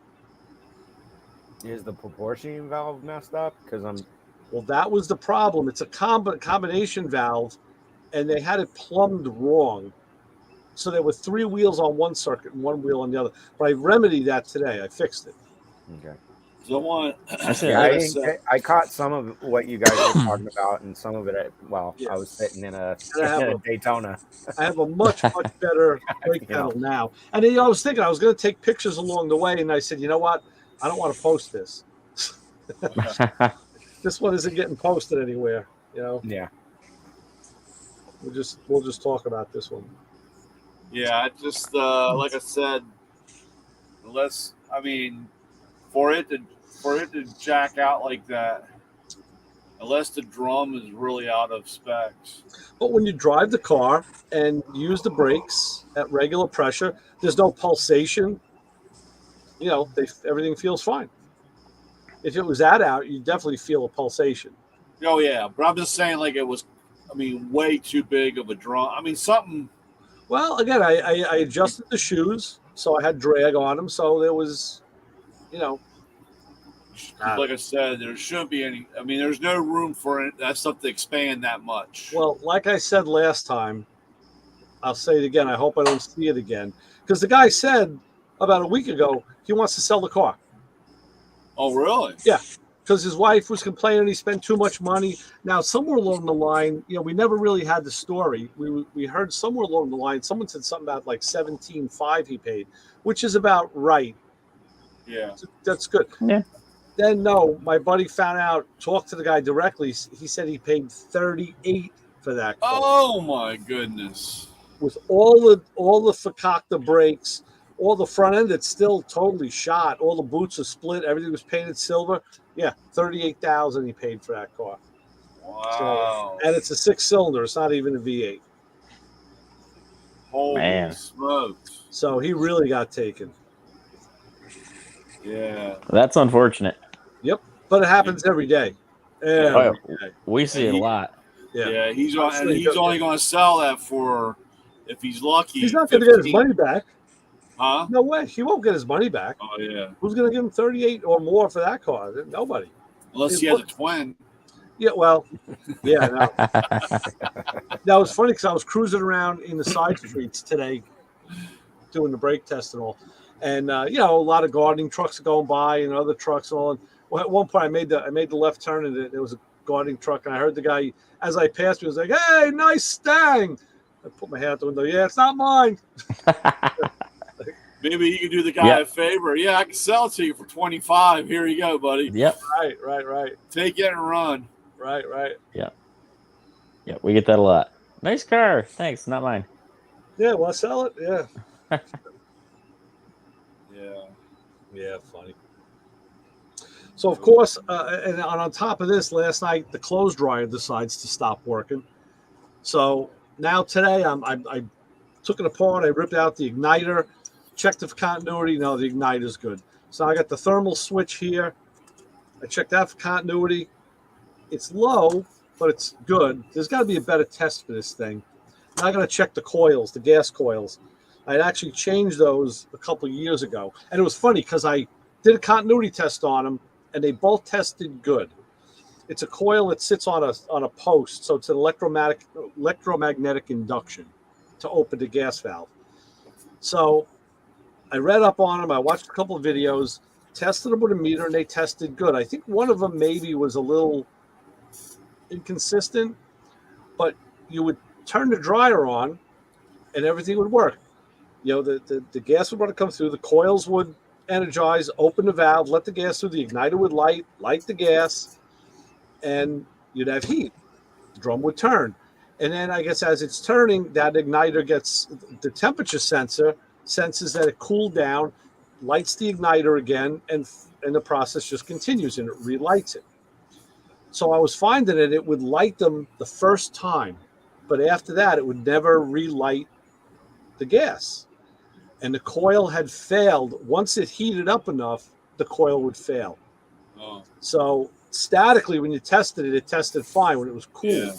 So I had to let it do that, go through the cycle, let it heat up, then shut the damn thing down, take it apart, take the screws out, take the coils out, and test them. I had to get them while they were warm, and I found a bad one. I was like, man, this is a lot of work. Freaking clothes dryer, you know? Yeah. But I'm back there again because I don't know what the problem is. I'm not finding a smoking gun yet. So we, you know, this is like we talk about. We do it all, you know. Yeah, we fix cars, we fix trucks, we fix dryers, and we had a murder section in there. I mean, hell, fix some boxes. Covered all the bases. Right. Sniping, you know, snipers, the whole bit. Yeah. Yeah, it was never a dull moment for sure. Jacks, Legos, lawn bowls, lawn shit, whatever all those things were called. Oh yeah. But this is it, you know, people don't understand. We all know people like this, guys who just they go to work. Maybe a guy's an accountant, a banker, or whatever. He has a good job, but they don't do anything else. Like, all right, maybe they golf or they'll play tennis, but they don't fix anything. And the people that don't fix anything have no idea like what it takes to find and repair a problem, and then have to deal with parts issues and like, gee, why do you need all those tools? Well, you know why? Because this is why. About 4 times today, I wished I had different tools, other tools to help do this job, but I didn't. So I'm like, all right, I just got to use what I got. You know, that's all there is to it. I Make it happen. A truck sitting outside the door. You can have one. I can drop it off. I bet. It's all easy payment. I'll give you the American dream right there. Yeah. I bet. Yeah. No, I always wanted my dream was to always own a hardware store, an old-fashioned hardware store, wood floors, wooden bins, you know, old style. But there's nobody left to buy the stuff. We sell it to you guys. You'd have to make it a museum. Yeah. Just because people, they wouldn't understand it. Well, that's where I live now. I mean, there's people that would, but there's far and few of us. Right. Yeah. There's a plumbing supply store. It was back in the 80s when I got married, and the old man still owned it. And I mean, this place was old. It said wood floor, wood bins, and he had. I don't care if you had I did. I actually had a freestanding one of those freestanding bathtubs with the cloth legs and the outside plumbing. That's what was in the house that I first bought, and I had to get some parts. And like he had the packing for the valves. He had and that stuff goes back to the 20s. This guy had everything. And I went there about a year or two ago to get parts for one of my modern faucets, and now the son took it over and redid the place and modernized it. But he still has a lot of the old stuff. He says, and I asked him about it. He goes, yeah, you know, people know us from when my dad and grandfather had the store. He says, and we still get people coming in with an old faucet or parts that, you know, the houses were never updated. He goes, and we try to service them. I'm like, that's great. Yeah. We had where my parents lived. They had there was a hardware store there, and that's what the guy did when they built the houses. Whatever was left over, he bought all the leftovers. So, you know, like I said, you know, you needed a knob or a switch or something that, you know, you could go up there and match it. You didn't have to change it. You know, it was what came in your house, you know? Right. And that place was always talk about, I left that place sometimes dirtier than when I went in there, you know, crawling around on the floor, you know, you crawl around and like I said, that smell of old, you know, old new stuff is, you know, when I moved into this house, I've been here since '86. There was a hardware store in town, and there were 2 brothers that owned it, and the same thing, wood floor, wood bins, you know, like dust on the floor, and really old.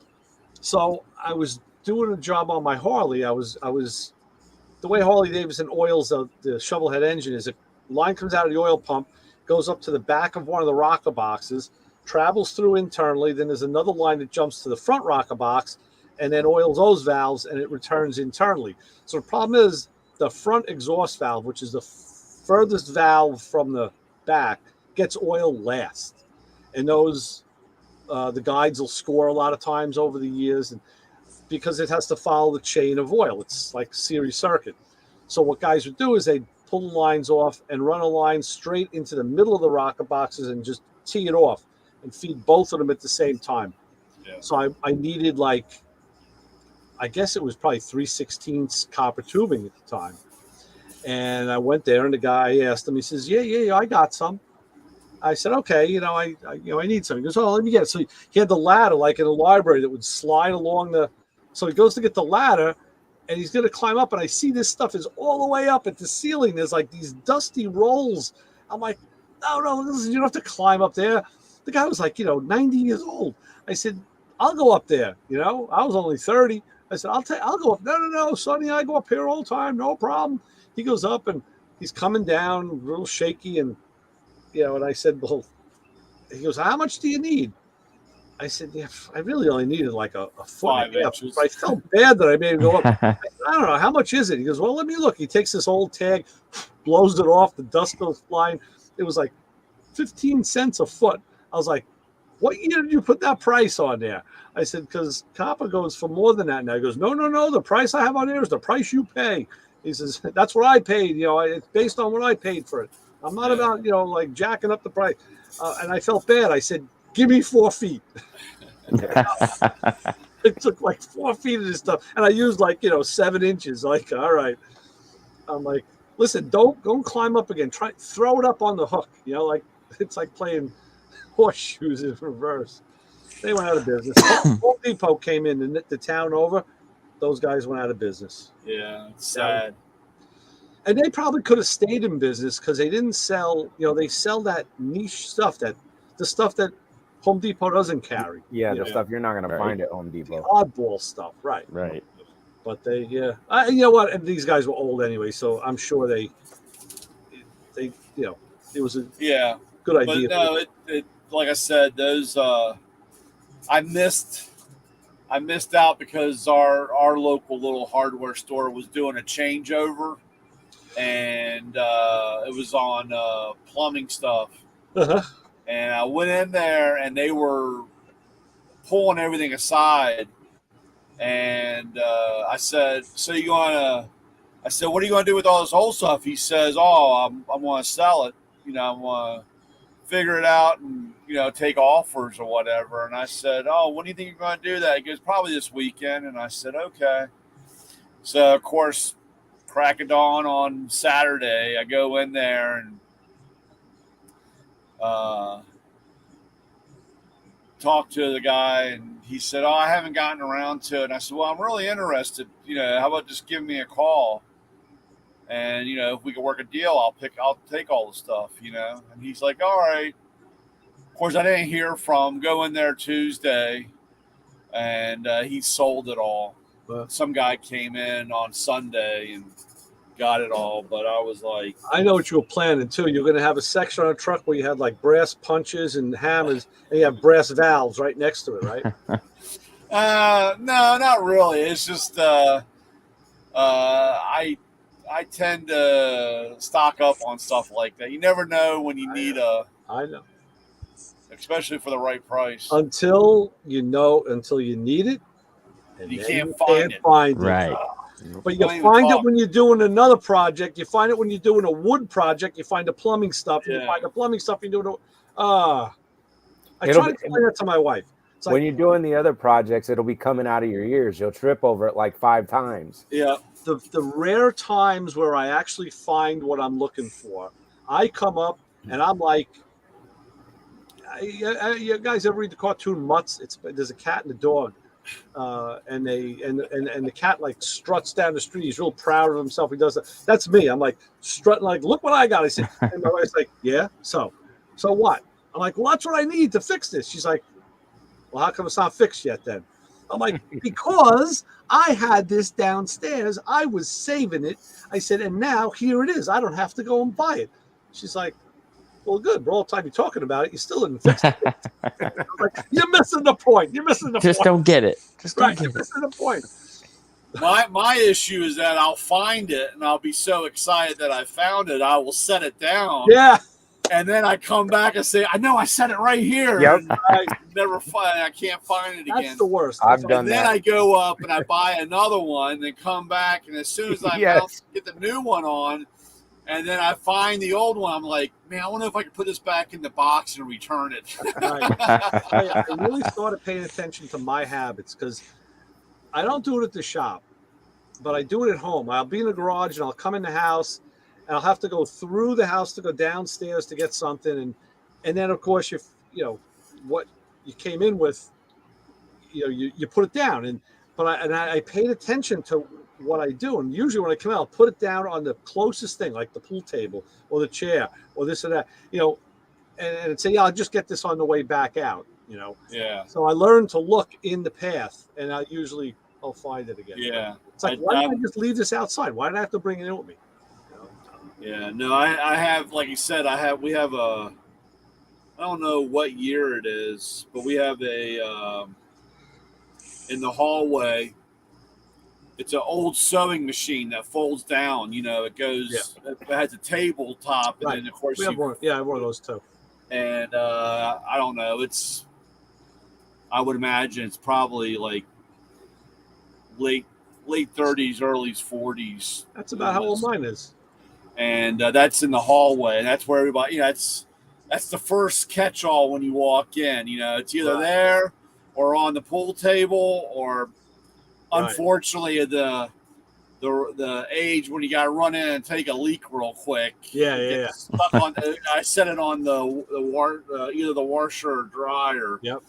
And that's the one that usually throws me. That's not the common place to put it, but you run in and drop it down there, and of course then you walk out, and then you're like, where the hell did I put it? And you walk around for 45 minutes. Yeah.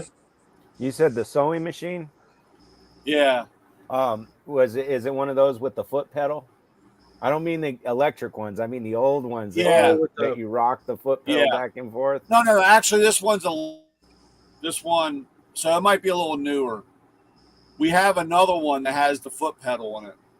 Yeah, I don't know how old it was, but my Nana had one, and it had the foot pedal, and you would rock it back and forth with your feet. Yeah, and that would run it. And if I remember correctly, it sunk down too.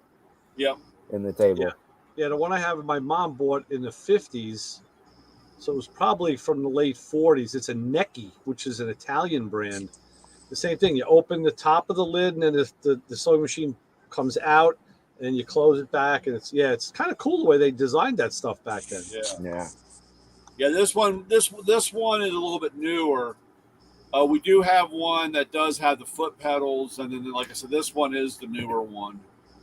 I would still say it's probably in the 50s because it came from my wife's great aunt or whatever. Right. But that old stuff like that I think that stuff's cool. It's just that's definitely a lost art on a lot of that old stuff. Yeah. A lot of people don't take the time to at least look at it or appreciate it for what it is. Yeah. Yep. And so, well, when you're a kid and you're playing with it and you get beat enough times, you start to appreciate it. You start playing with that foot pedal, and Nana comes around the corner and smacks you. Right. You get the point real fast. Yeah, for sure. That thing is something special. It took many a beatings over that.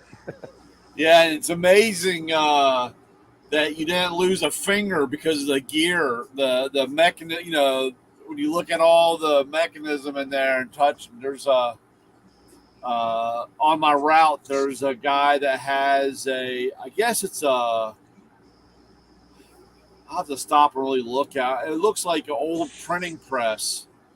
And he had to weld the gear, the handles, because, he didn't want anybody to get their arm or foot caught. And, when you go to rotate, it used to rotate and move, but I guess somebody tried to stick a finger in there when those gears were turning. So you had to weld it all up. So, But it's interesting looking at that stuff. Yeah, for sure. Big, thick, heavy gears. Yeah.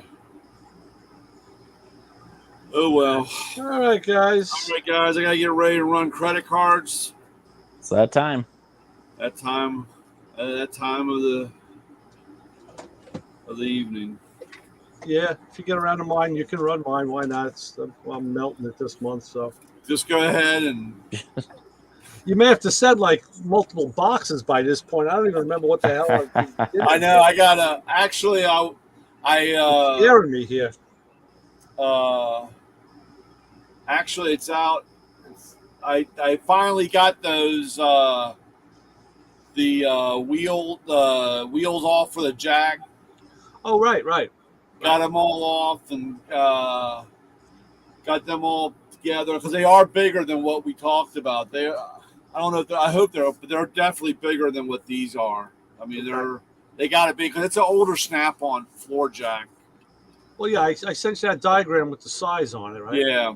And I'm like, I started looking around, and that's one of my things because I've got two pretty good sized boxes of broken tools I need to send in. And I said, well, that's what I want to do this. My holiday Monday is getting everything loaded up. And nice.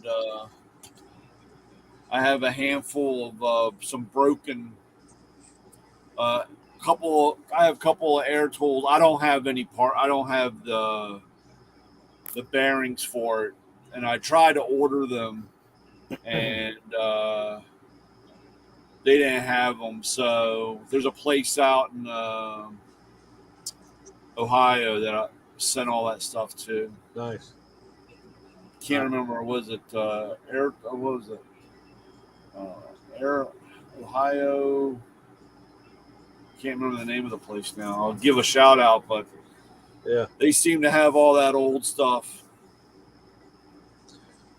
Oh, last thought. I was just watching Tony DeFeo, Uncle Tony's Garage tonight, and he did a thing about Holley versus Edelbrock carburetors, and he was saying that he found out a while ago that Holley had bought Hillborn, which my buddy Joe just told me the same thing. I'm like, oh, cool. So he was a little jazzed because he was thinking he could get some mechanical fuel injection, and then the guy told him, no, it's all going to be EFI, of course. And the guy told him that Holley's getting away from the carburetor line. They're going to go fully EFI within the next few years. It's all going to be EFI. They're putting it all, like I said, into the Sniper line and then with the Hillborn, the EFI Hillborn. So Edelbrock will be the only American guy left on the block making carburetors. And he said Edelbrock now, because of that, they're coming out with a direct replacement model 4150 style, like a Holley style 4150, but in an Edelbrock package. So that's going to be kind of interesting. They haven't come out with it yet, though. But so maybe we need to start digging around, saving all those old carburetor parts. I got a bunch of them. You got the box. I got a bunch of them, man. I got the box. That's right. Don't knock my box, man. No, that's a good box. Hey, look at that. That's sexy, huh? It is. Box. Yeah. I know I got a Holley laying around somewhere, and I got two Edelbrocks. I got a number of all of them, man. I tell you.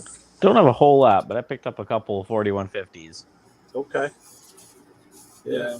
One of these days, one will end up on the Lincoln. I've got a couple 4165s.